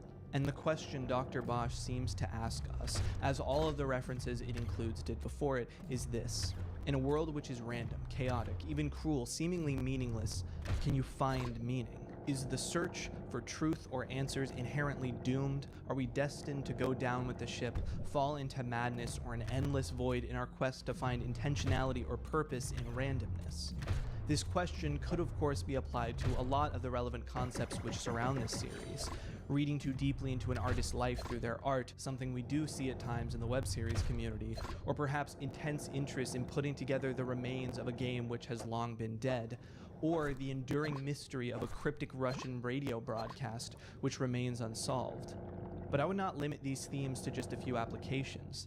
These questions have been ruminated on since time immemorial and exist at the very core of humanity's drive to continue creating in the face of the universe, if you'll allow me to be a little dramatic. And I think what is so intriguing about Dr. Bosch is it's not just about finding the answers to the mysteries in the game. Dr. Bosch's videos ask us to think about the search itself, what the drive to find meaning says about ourselves, and ask us to question whether any meaning can be found at all. I want to end this video with a sort of call to action as it pertains to this series. I am not an expert in any of the things I've discussed here. I hope that I haven't messed up anything too badly, but I am not an art historian, literary professor, philosophy major, or even a super hardcore Fallout player.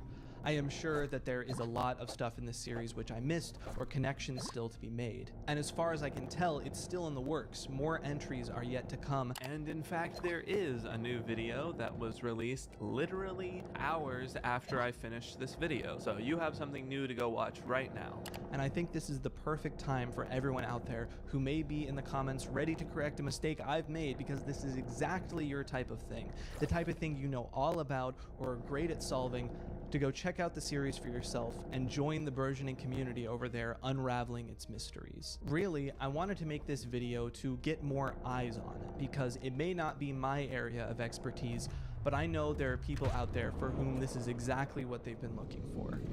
Thank you all for watching. If you like this kind of thing, you can support me on Patreon for only $2 and get access to a bunch of behind the scenes commentary tracks, exclusive reviews, and more.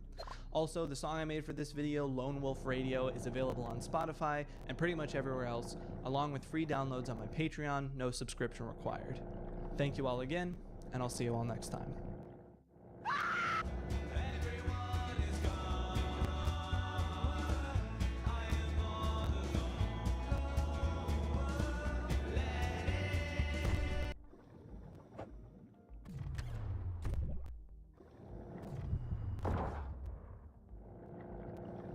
We're going to be exploring the deepest depths of creepy video game Easter eggs and other secrets. Bonus points if you're watching this at night, in complete and total darkness. This iceberg video starts up here, with the more well-known and less creepy entries. Then we head all the way down to the more obscure, terrifying ones. This list is compiled from various other icebergs and my own research, so I guarantee there's something on here you haven't seen yet. By the way, take note of these two symbols that will pop up before either a major story spoiler or a jump scare entry. With that out of the way, let's get started right at the top. Hex Maniac Ghost. In Pokemon X and Y, when you enter Lemoy City's Fighting Dojo building and take the elevator up to the second floor, you get this cutscene of a ghost girl appearing behind you.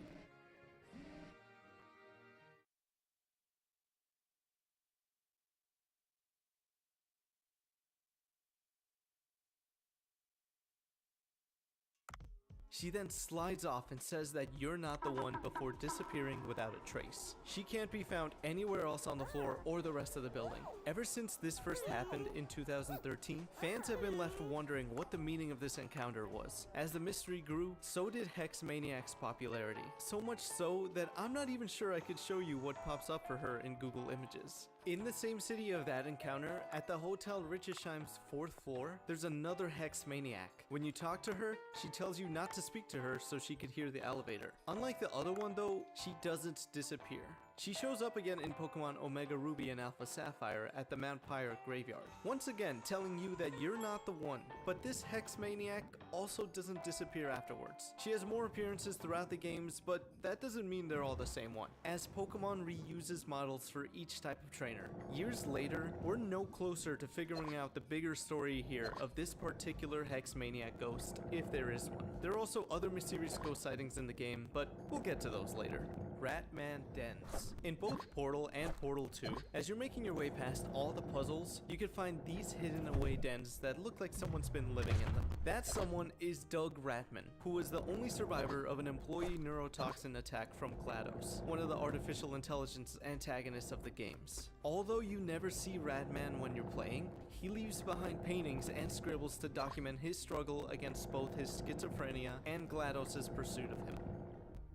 Golden Freddy. In the first Five Nights at Freddy's, there's a 1 in 32.7 thousand chance that when checking Cam 2B, the Freddy poster on the wall becomes a Golden Freddy face. Once back at the office, Golden Freddy will be there alongside flashes of Freddy and "It's me." If you stare at him for too long, his face fills up the screen, and unlike other deaths, this one causes the game to close out. And in Custom Night mode, when inputting the difficulty levels to 1987, the year of the infamous bite, Golden Freddy's face shows up before force exiting the game.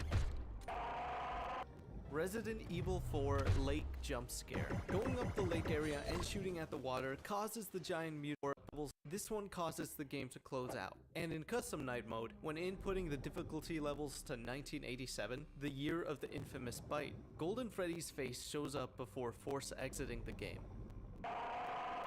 Resident Evil 4 Lake Jump Scare. Going up the lake area and shooting at the water causes the giant mutant salamander Del Lago to come up and eat Leon. The 2023 remake also keeps this jump scare.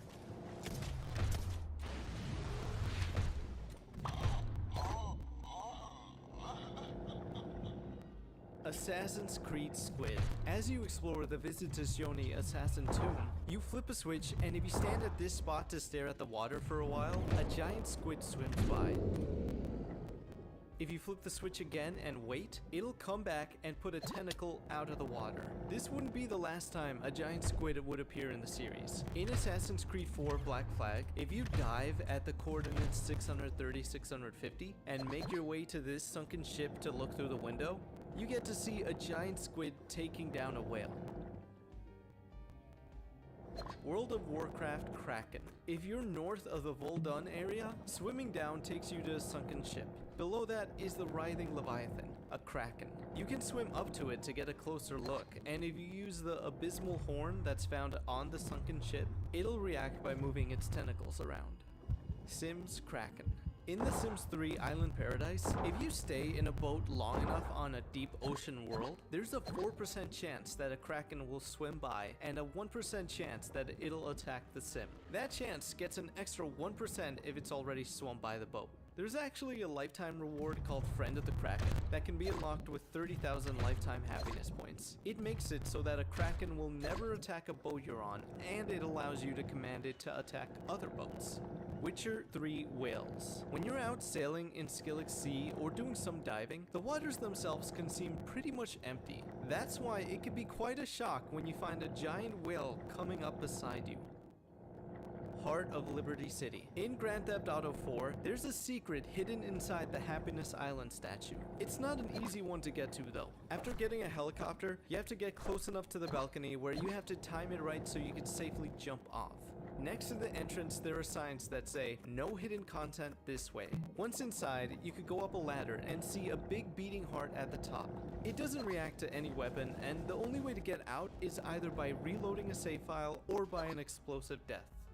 Team Fortress 2 Ghost Room. In the Halloween event Harvest map, there is a small room underneath it all. In it is a single ghost. As odd as this may be, it's actually a functional part of the map, as it serves as the spawn room for the ghosts before it's needed up above.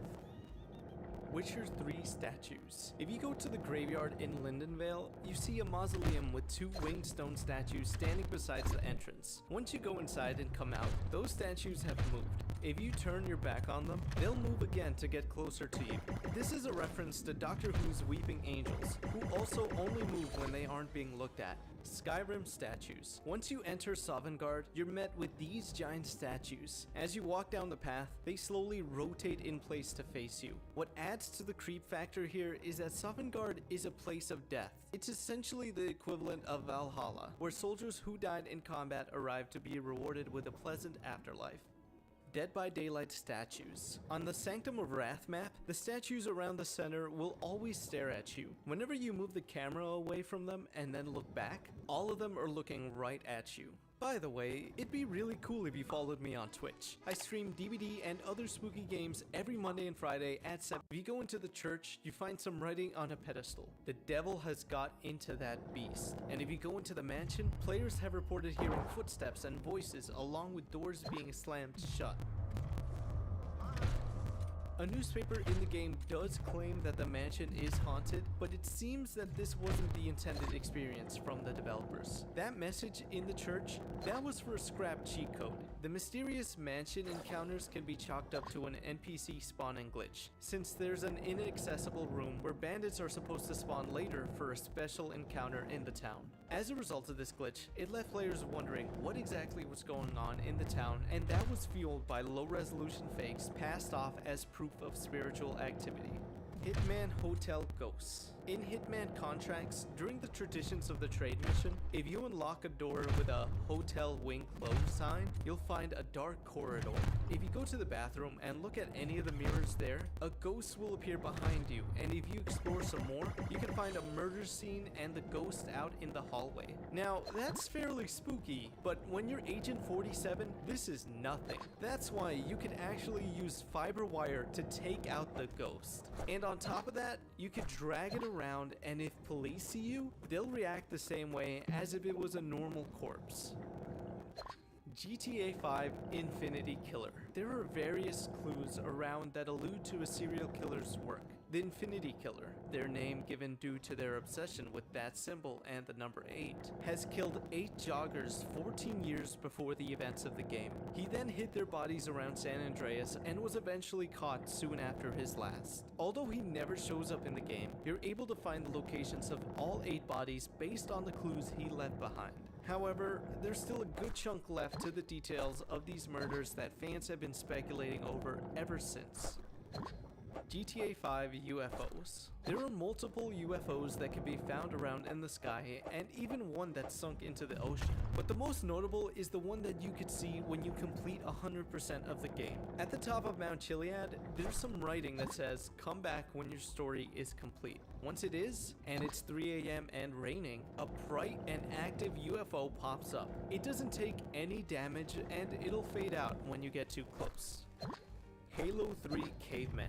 On the Sierra 117 level, you can find multiple caveman creatures around in the distance. You can even climb up some rocks to see a whole family of them. But this isn't the last you see of them in the franchise. At the end of Halo 3 ODST, if you move the camera to the left, you can see one sitting there. As for how these creatures came to be, apparently they're supposed to resemble Marcus R. Leto, the co-creator of Halo. And the idea for these came from an email prank where employees would Photoshop his face on a female gorilla, dubbing it the Gorilla-Leto. Half-Life 2 G-Man sightings. Throughout the game, if you pay enough attention, you can actually spot the mysterious G-Man observing you at various points. If you spot him, he leaves soon after and disappears. He's responsible for your character being involved in the events of the story as he uses you to his benefit. So it makes sense that he's keeping tabs on you. PT Lisa. In the horror game demo, the majority of the game takes place in a hallway where you're being haunted by Lisa the ghost. This is a claustrophobic enough environment, and part of the experience is seeing flickers on the screen, causing you to think someone is behind you. But when you turn around, no one's there. Or is there? In 2019, a fan was able to get into the inner mechanics of the game and found out that once you get the flashlight, Lisa spawns in right behind you. That's what causes those weird shadows and what makes her breathing more noticeable. But she disappears as soon as you turn around. Pokemon Ghost People. We talked about the most famous instance of a ghost person earlier, but there's a lot more throughout the series. Here are some general ones. In Diamond and Pearl, if you go inside the old chateau, you'll end up in a bedroom and see a girl appear in another room. She'll leave and won't be able to be found anywhere. Also, in the room is a framed picture with glowing red eyes that follow you if you go to the other bedrooms. There's also a butler that disappears once you see him.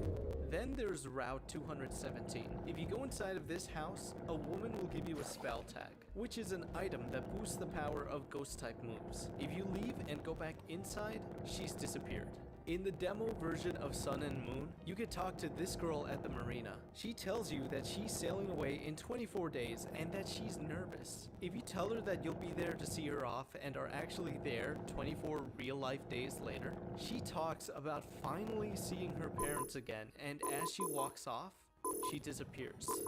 In Ultra Sun and Ultra Moon, a kid tells you that ghosts have been appearing at the trainer school. When you go there at night, there's a kid with a Drifloon. She talks to you about how scared she is of the rumors going around, and she asks you to investigate them. As you do that, you'll experience spookier and spookier encounters, all leading to this classroom. If you talk to the kids, they give you strange responses. Once you speak to the teacher and ask her who she is, this happens. You were just experiencing illusions from Hypno's psychic powers. When you go outside to speak to the girl again, a security guard shows up. You look away from her, and when you turn to face her again, she and her Drifloon are gone. And the guard notes that you were the only person here. It's worth noting also that Drifloon is a ghost type Pokemon that's known for kidnapping children. There are more ghost people entries, but I'm saving them for later based on how creepy their stories are.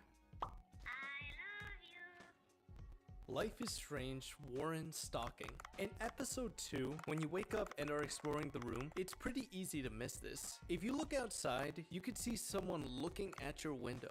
That's Warren, who has a crush on your character. For further context, he's waiting out there to ask you out to the movies once you leave your dorm. However, fans of the game have mixed opinions on him and his crush on you, so if they already feel like Warren is a bit obsessive and creepy, seeing him out there probably doesn't help his case.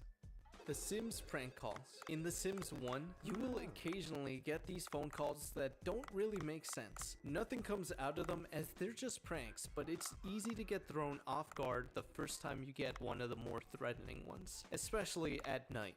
1313 21 Sheik Street. In The Sims 4, the 1313 21 Sheik Street apartment is surprisingly very cheap for the area, but if you remove the living room carpet, you can see why that is, as a body chalk outline has been left on the floor. GTA San Andreas Mass Grave. If you head to the north side of the Bone County Desert, you'll find an abandoned car. Getting closer to it reveals a pit full of what appear to be body bags. This doesn't seem to have any other connections with the rest of the game, but rather they're a nod to how the mob would dispose of bodies in the desert. GTA 5 Alien. During the prologue mission, if you turn right towards the first bridge you see and go under it, you'll see a xenomorph-like creature under the ice. You'll actually see them later a few times since they appear on a movie set, and Michael also hallucinates that he's getting probed by them on a spaceship. GTA 5 Mount Gordo Ghost. If you're around this particular campsite on Mount Gordo between 11 PM and midnight, you'll hear some strange noises as if someone was talking or screaming.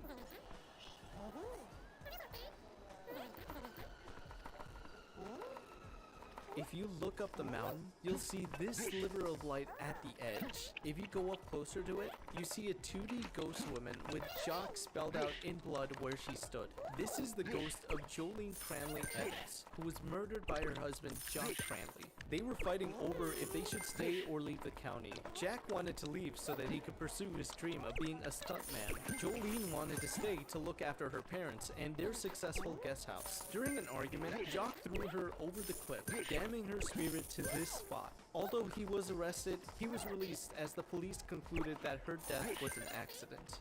World of Warcraft Goldshire Children. If you're in Goldshire at around the server's 7:30 a.m. mark, you could see this group of children walking around. What makes them interesting is their formation. No matter what, they will always come together and walk in this shape. This is in reference to The Children of the Corn by Stephen King, which is about a cult of children that worship a demon. If you follow them into this building and wait around, you'll eventually hear a voice tell you that you will die.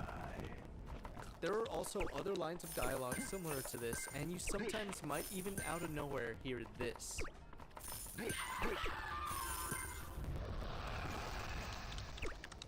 Witcher 3 Ghost Ship. If you sail off towards the Skellig Isles between 1 a.m. and 3 a.m., you'll see a ghost ship flying. It'll eventually sink down into the water and disappear. Dead by Daylight Sadako. If you have Sadako selected and you stay idle long enough on the menu screen, she'll teleport to jump scare you. And that's not all. After buying the Sadako Rising DLC, if you play 7 days afterwards, instead of seeing the usual opening video when you boot the game up, you're met with this.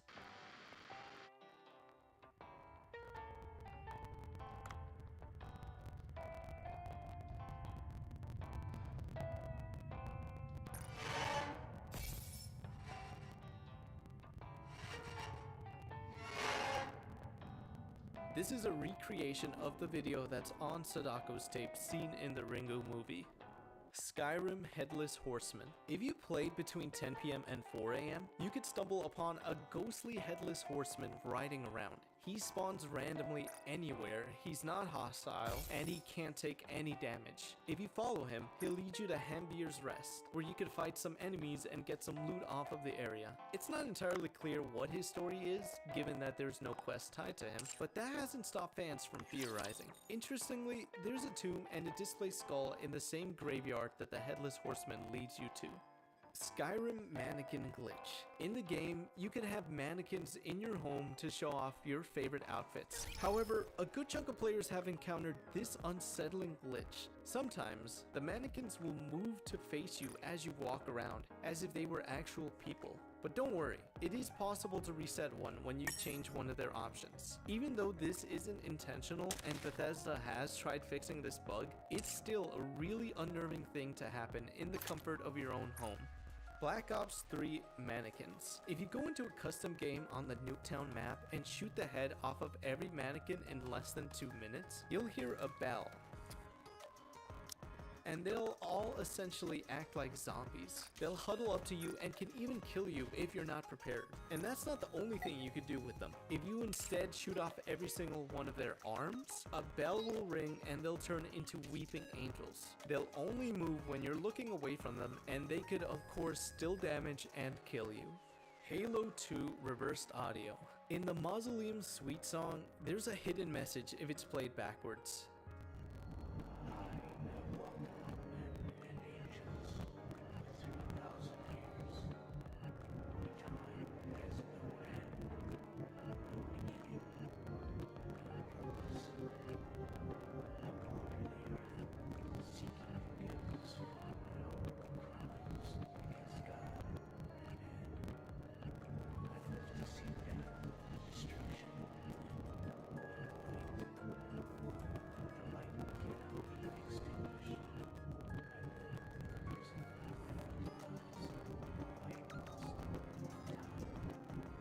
This has led fans to speculate on who the speaker is, with many believing it to be 032 Mendicant Bias, a Forerunner defensive AI that got corrupted and turned against its creators, killing off most of the Forerunner species.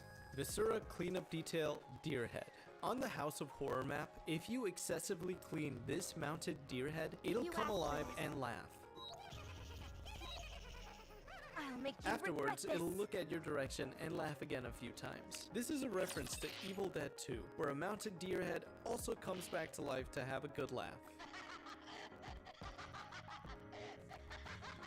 Fable 2 Winter Lodge. Once you open up the demon door in Bloodstone, you can get transported to this Winter Lodge area. Once you see the lodge itself, it's warm and cozy and very inviting. But once you get inside, the atmosphere takes a quick 180 turn as the building becomes dark and decrepit, full of skeletons and torture devices. Dying Light Teddy Bear. If you go to the kindergarten of Old Town, you'll see this pink teddy bear. If you continuously poke at it, it'll gradually be more and more annoying. Want me to go there? Want me to go there? Are you sure that's where you want me to go?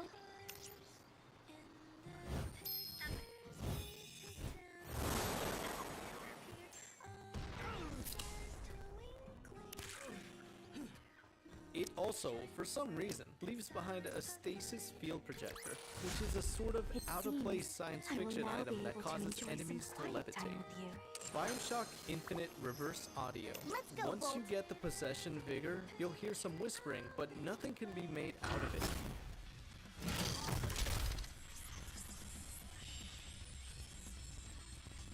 That is, until you reverse the audio.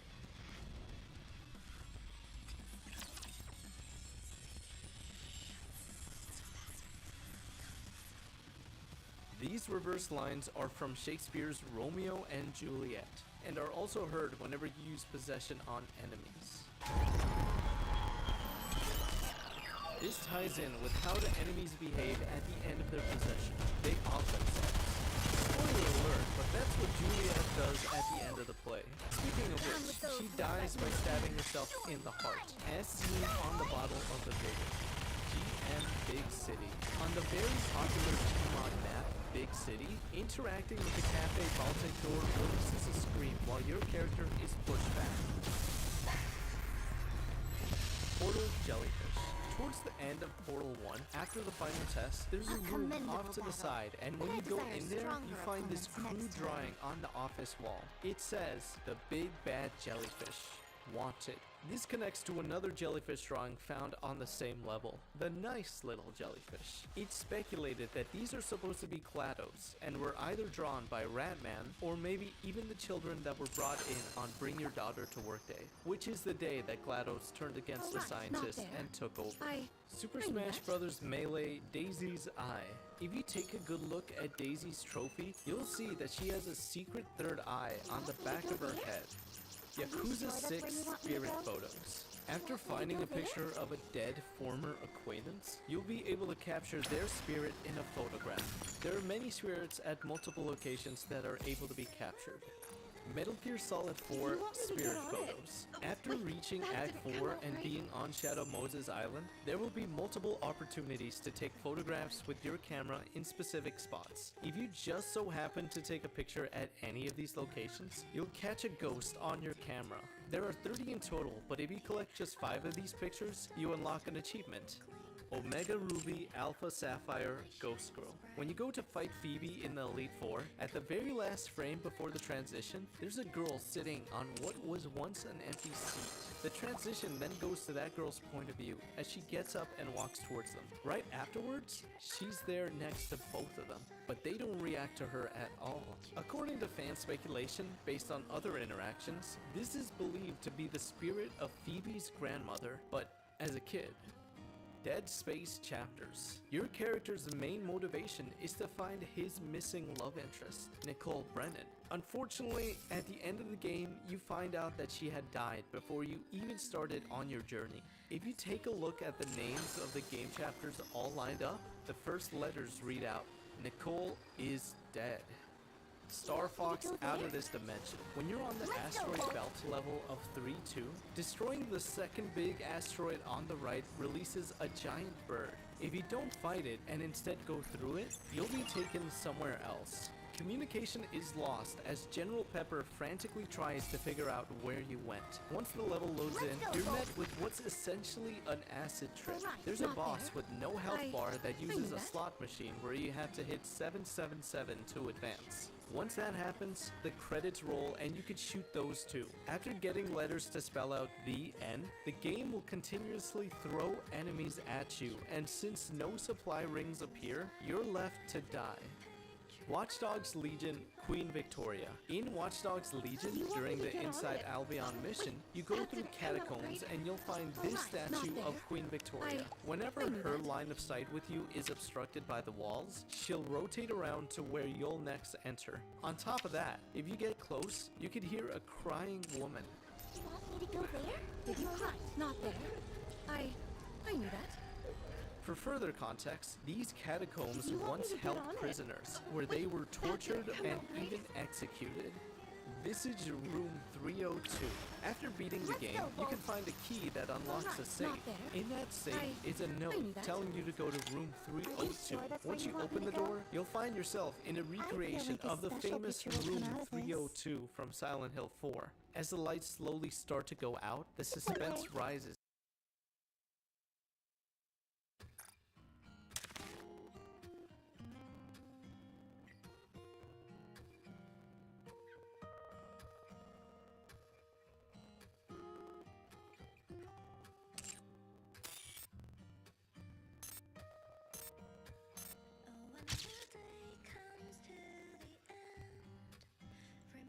So this is a reflection.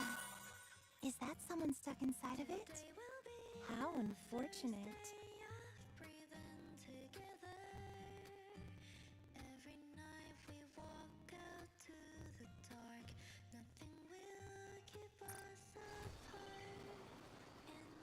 All right, not there. I knew that.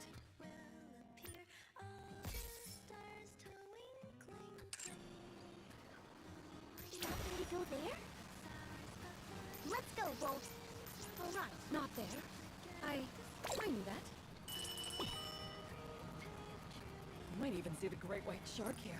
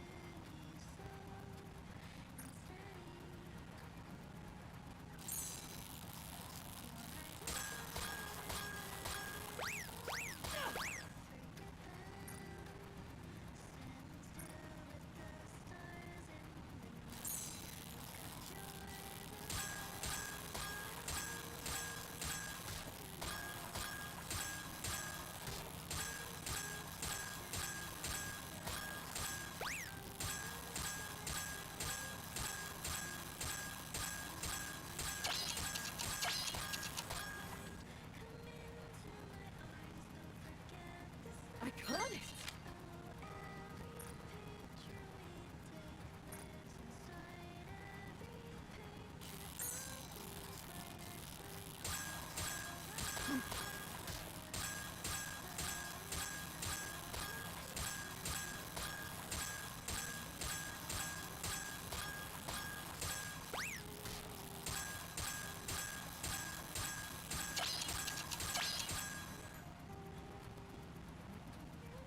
This is a foregone conclusion.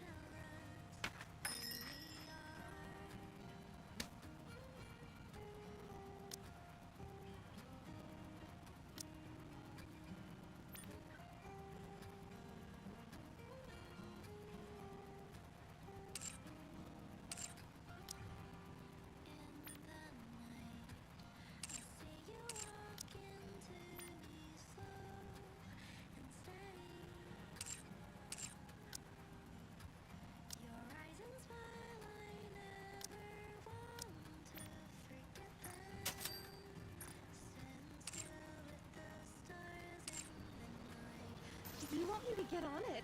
Oh, wait, that didn't come out right. It's going to be a long fight, so you better come prepared.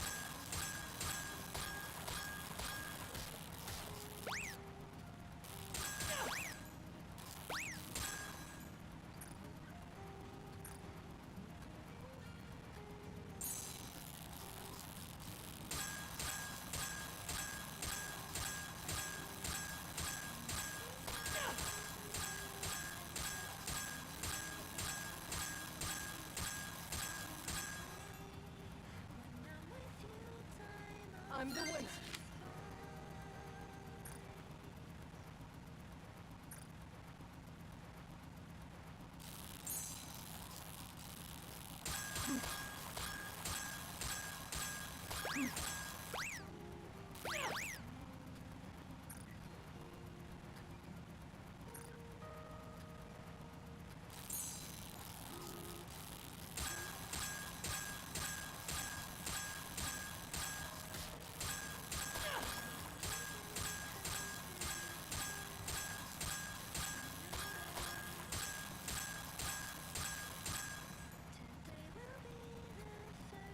This is a foregone conclusion.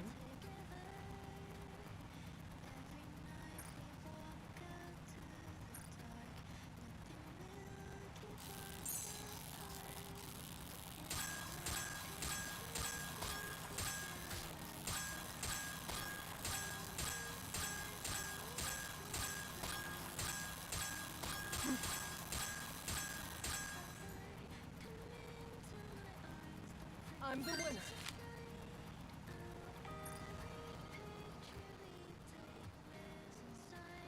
Do you want me to get on it?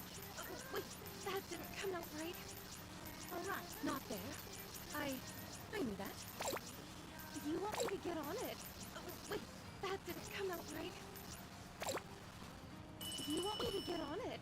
Oh, wait, that didn't come out right. Found a spot.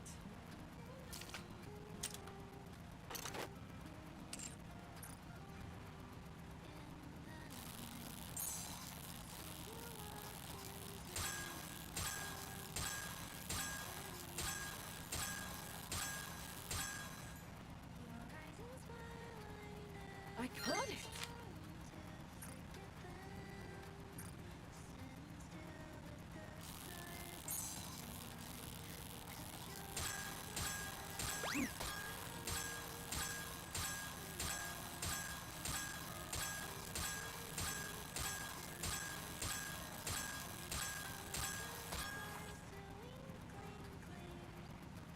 I caught it!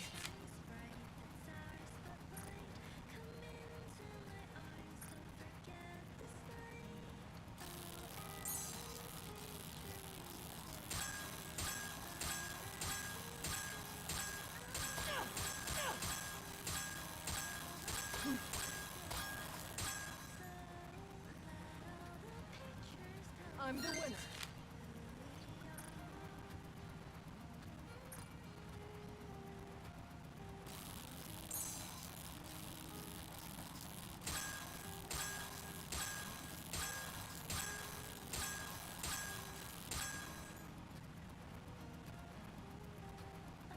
Fishing is all about patience and concentration.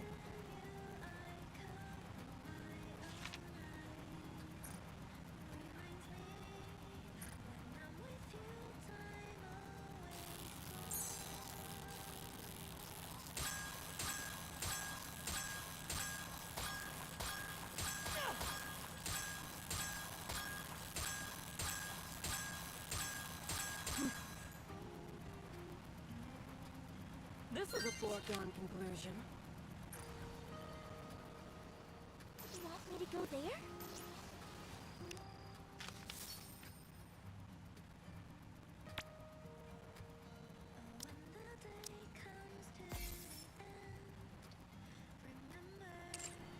you sure that's where you want me to go? All right, not there. I knew that. You want me to go there? You might even see the great white shark here.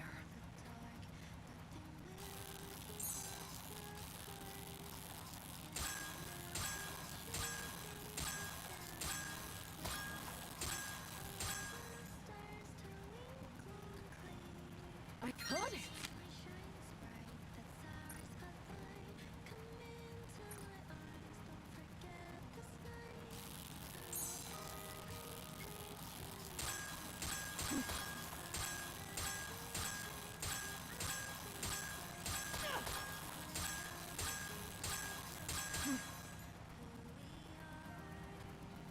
I'm the winner.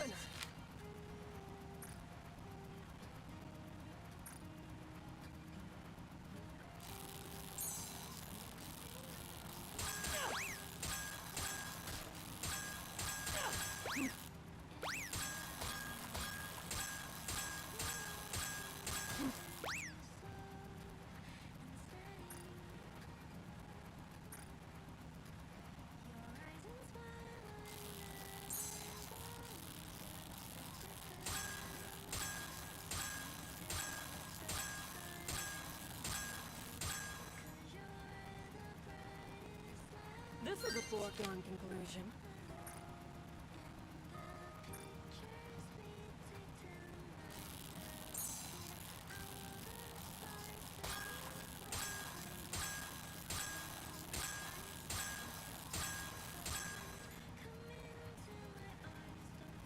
This is a foregone conclusion.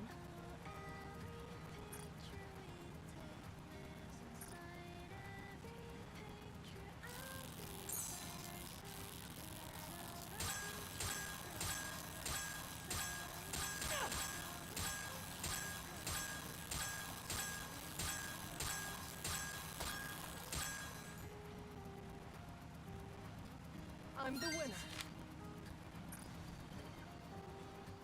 Let's go, Bolt. You want me to go there? Let's go, Bolt. Let's go, Bolt. Do you want me to get on it? Wait, found a spot.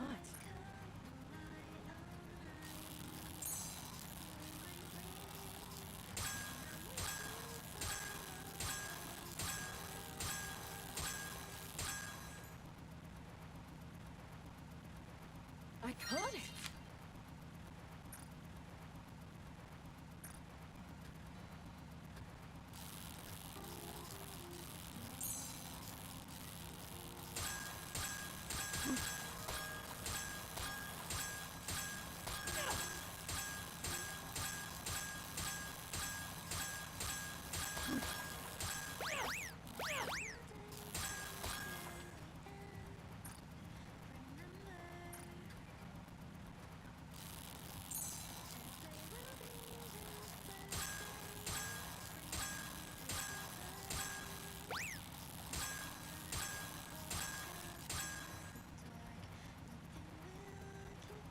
This is a foregone conclusion.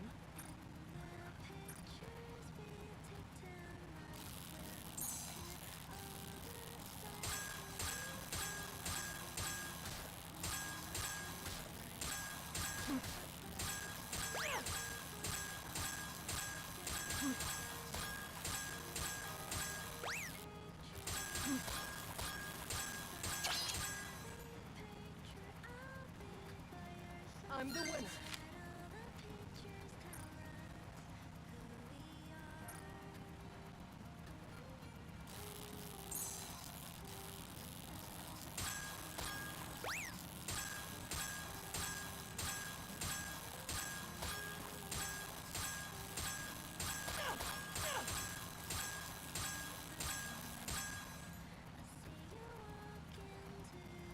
I caught it!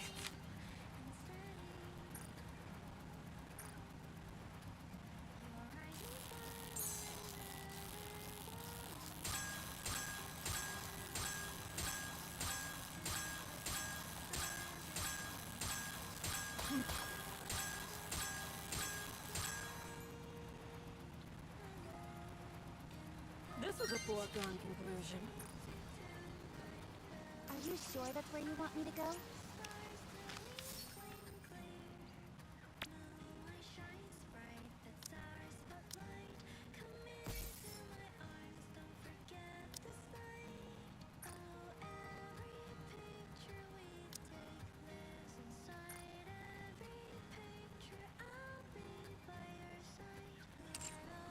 Let's go, Bolt!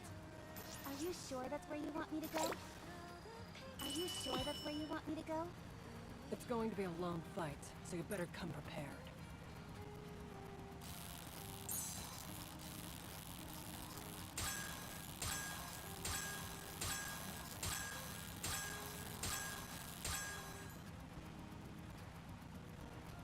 I caught it!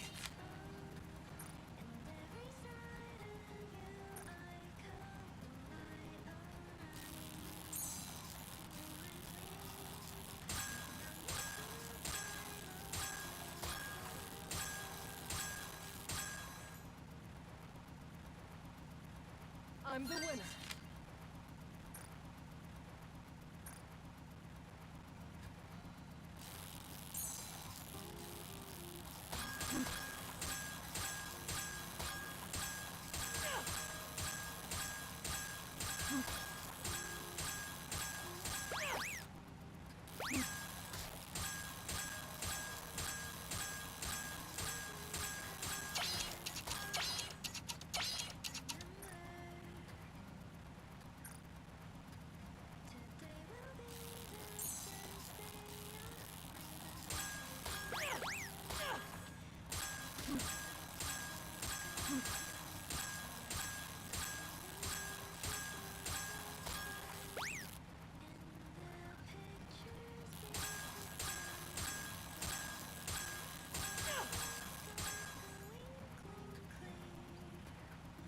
I'm the winner.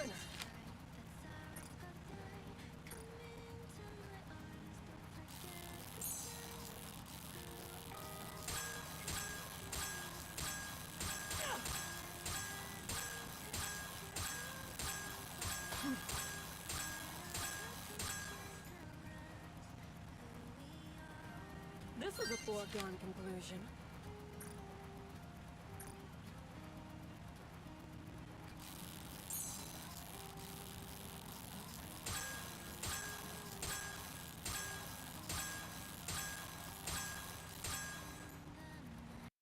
Until I caught it!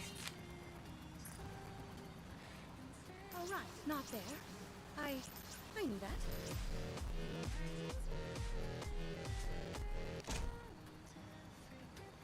the darkness phone calls. As you unlock phone numbers, you could then obviously call those numbers. There are a lot of joke ones.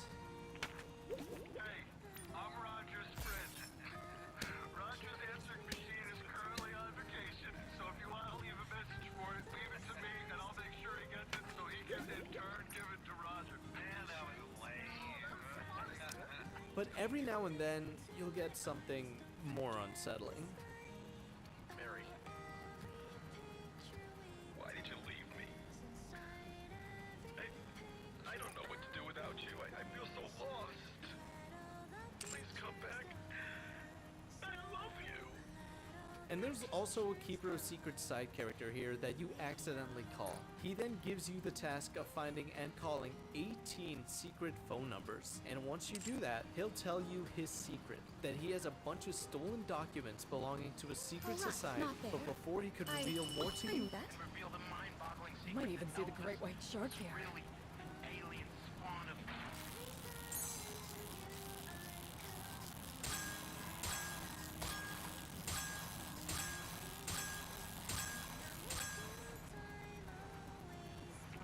I couldn't find footage of this next part, but apparently, if you keep calling these secret numbers, you'll get a threatening, raspy voice telling you to stop calling them. But if you keep calling all of these, your character actually just dies on the spot. Arkham City Boat. Off of the industrial district, there's a seemingly unimportant boat floating around. On top is a hatch that can be hacked into. Once inside, you'll find a bunch of cockroaches and a creepy atmosphere. There's also a thug in the corner, but when you get too close to him,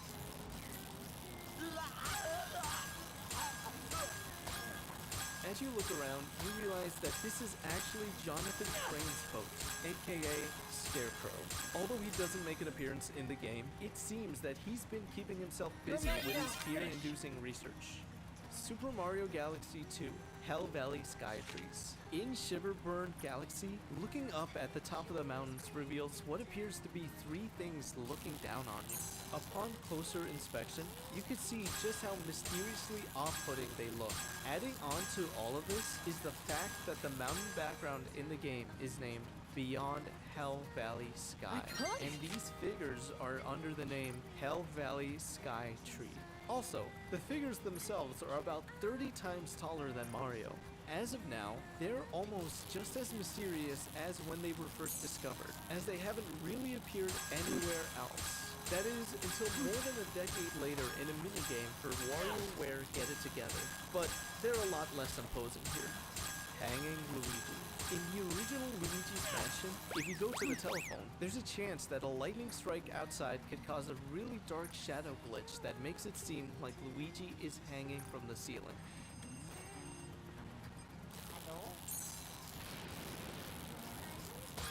Romero's Head. In Doom 2, when facing the final boss, if you no-clip into it, there's a head on a pike inside. It can't hurt you, but you could hurt it. When it dies, the level ends. The head itself is actually a prank from the developers because it's the head of John Romero, who was the co-founder of id Software. If you reverse the demonic-sounding chant his head makes, you get this. When the dead will meet John Romero. Bendy and the Ink Machine Art. In Chapter 1, appropriately titled Moving Pictures, if you search this workstation, there will be an illustration of Bendy. If you move far away enough and come back, it'll be different. Fans have speculated that this is because the artist here might have used cursed ink, and thus the drawings have come alive. Harvest Moon Animal Parade Kappa. If you go to this spot in Harmonica Town and bring out the camera, you can spot a kappa lurking around in the water. In Japanese folklore, kappas are thought to be dangerous and even pulled people into the water. Pizza Tower Jump Scare. If you don't make any inputs after the intro cutscene and you just stay in the dark for about 40 seconds, this happens. Get on it. Wait, that didn't come. It's going to be a long fight, so you Runner better 2 come prepared. Slenderman. On the Bushwacky level, most players were probably too focused on not hitting anything while running that they'll initially miss Slenderman in the background. He actually appears multiple times in the level too. Plants vs. Zombies Slenderman. In the original Plants vs. Zombies Garden Warfare, if you look towards the woods of the Zambos estate, you could spot Slenderman staring at you in the distance. Later on, when the game got updated, going back to this spot reveals that a chopper got to Slenderman and is eating him up. GTA Vice City Cement Shoes. Going to this spot on Washington Beach reveals someone in cement shoes. It's a form of body disposal that was popularized by mobs in TV shows and movies, where the feet were covered in wet cement, and once it was dried, they were thrown into the water to sink. GTA Vice City Apartment 3C.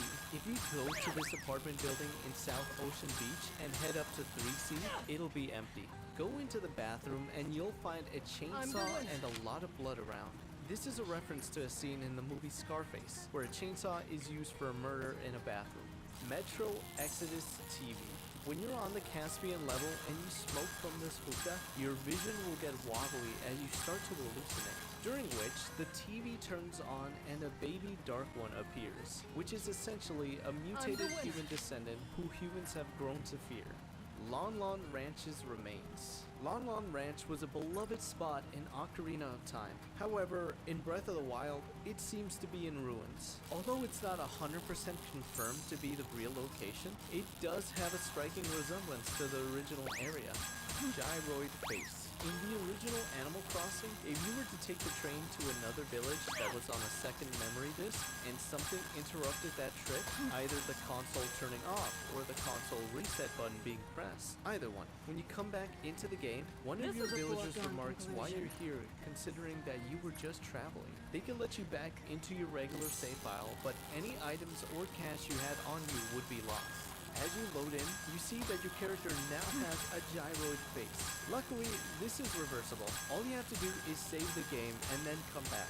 Although this has been mistaken as a glitch, it is actually a deliberate Easter egg put in by Nintendo to get the player to talk to their gyroid to properly save the game. Let's go, Bolt. Battlefield 5 you Gnome. sure that's On where the you want map me to go? Eris, if you see Let's a go, garden Bolt. gnome and you break it, it'll appear behind want you me for to the get on rest it? of the game. It can't What be is that? injured. It'll just stare at you with its piercing red eyes. The only way to get it to stop is to make amends and rebuild it with the build tool.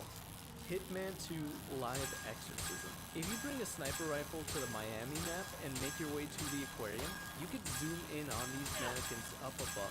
If you do, it changes the saying on the sign from exercise in progress to exorcism in progress. The mannequin hanging there will start to move I'm and the winner. it'll eventually face you. Once you exit out of the zoom, it disappears and teleports right behind you. Bioshock Infinite Corpses. In the second episode of the Burial at Sea DLC, when you're on the boat with the Luteces, if you look out into the water, there will be floating corpses beside you. The source of them are somewhat debated, as there are theories that these could be the bodies of the plane crash victims from the first game, or maybe even that they're all of the other Elizabeths, as the game focuses heavily on alternate universes. Mob of the Dead jump scare. On the Black Ops 2 map, Mob of the Dead, if you equip a sniper rifle and go onto the plane assembly roof, specifically at the end of the roof, and look through your scope at the fireworks in the distance, a face will pop out. Fishing is all about patience and concentration. I am not me room.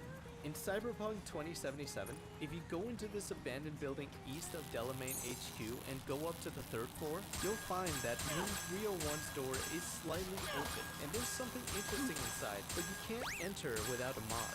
The room has a bloody wrench on the floor, alongside a bunch of blood and handprints. On the wall, amongst lots of scribbles, is "I did not want this. I am This is not a me." foregone This room conclusion. isn't tied to any mission, but that hasn't stopped fans from speculating that it's from either cut content or some hidden overarching story, since there are other instances of this type of writing on walls, probably having to do with the BD addicts in-game. BD standing for brain dance, a type of complete immersion technology that lets people record and play back everything that someone experiences This is a as if it were foregone happening to conclusion. them. Arkham Asylum's Raj Al Ghul. If you head to Dr. Young's office, not you'll see the there. body of I Raj Al knew Ghul. that. However, if you come back later, to go he's there? gone. This fits in line with not how he there. could be repeatedly I resurrected, knew and that. it makes sense here because we see him make multiple appearances in later there? games down the line. Might Layers even of see the great Fear white 2 shark here. Twins. Towards the end of the game, a ghost not tricycle there. comes out of nowhere. I If you go down knew the that. hallway it came from, a set of twins show up. This and the Found the tricycle spot. are references to the hallway scene from The Shining. Gears of War Library Reaper. In Gears of War Judgment, if you get into a free-for-all library multiplayer match and find this bookcase and push it, it slides up. Throwing 2 grenades above causes a painting to fall. When you shoot the paper that fell with it, a Iconic. fire is lit. You have to then go find all the other paintings on the map and do the same thing. Once that's done and you return to the original spot, a Reaper will emerge from the frame.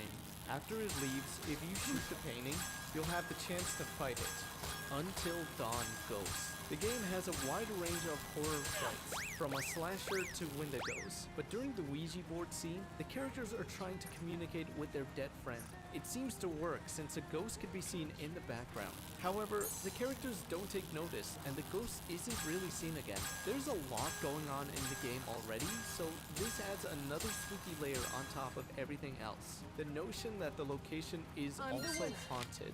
Wizard 101 Void Face. If you look over to the side of the map on Mushu, before fighting the Death Oni, some faces will appear for a few seconds. They're not tied to anything in the game, and some players think they're actually the faces of the developers. Evil Within, Laura's Ghost. In the DLC, The Assignment, down in the biometrics lab, there are these doors that are repeatedly opening and closing. If you look inside, Laura's ghost gets up close to you before disappearing. Goat Simulator Moo Man. In the Payday DLC map, near the spawn is a cow pen, and in that cow pen is a man, just standing around. If you approach him, he'll start following you. Whenever you're not looking at him, he'll teleport to be near you. There's no way to interact with him, and he'll keep following until you I'm the leave the winner. game. Just Cause 2 Lost Monster. In the game, Hantu Island is essentially a giant Lost reference, and that includes an homage to the show's Smoke Monster. It appears as a soldier, and although it follows you around, it doesn't attack you. You can shoot at it, but it has an incredibly high amount of health. Rainbow Six Siege Well Zombie. On the Villa map, shooting this well causes something to scream out. The growls and what sounds like a die sound makes it seem like a zombie is trapped down there.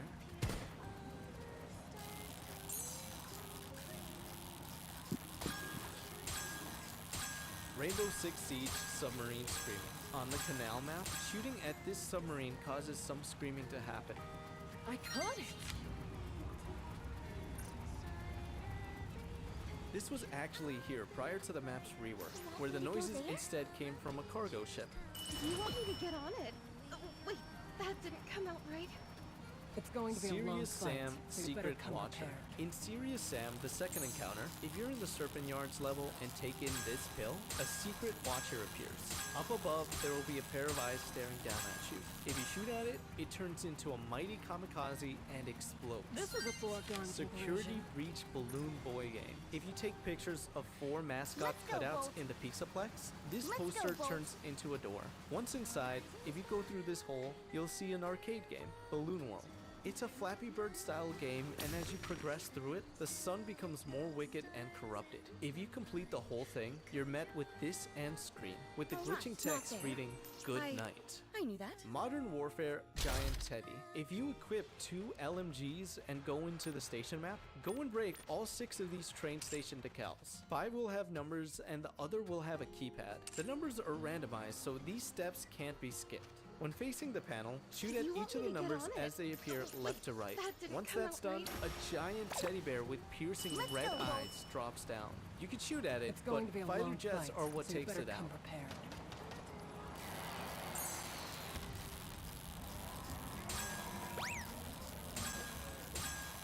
Black Ops Zombies Dare Eves. If you go to the Dare Eves map and stand by this Juggernaut station, you'll be able to hear children singing and some sort of nursery rhyme.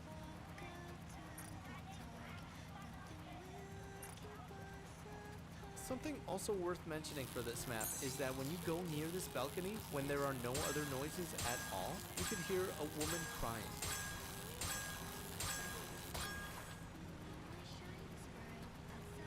I'm the winner. Modern Warfare 3 Gravestones. When you're on the Sanctuary map and get close to the gravestones, you can hear 3 separate voices calling out.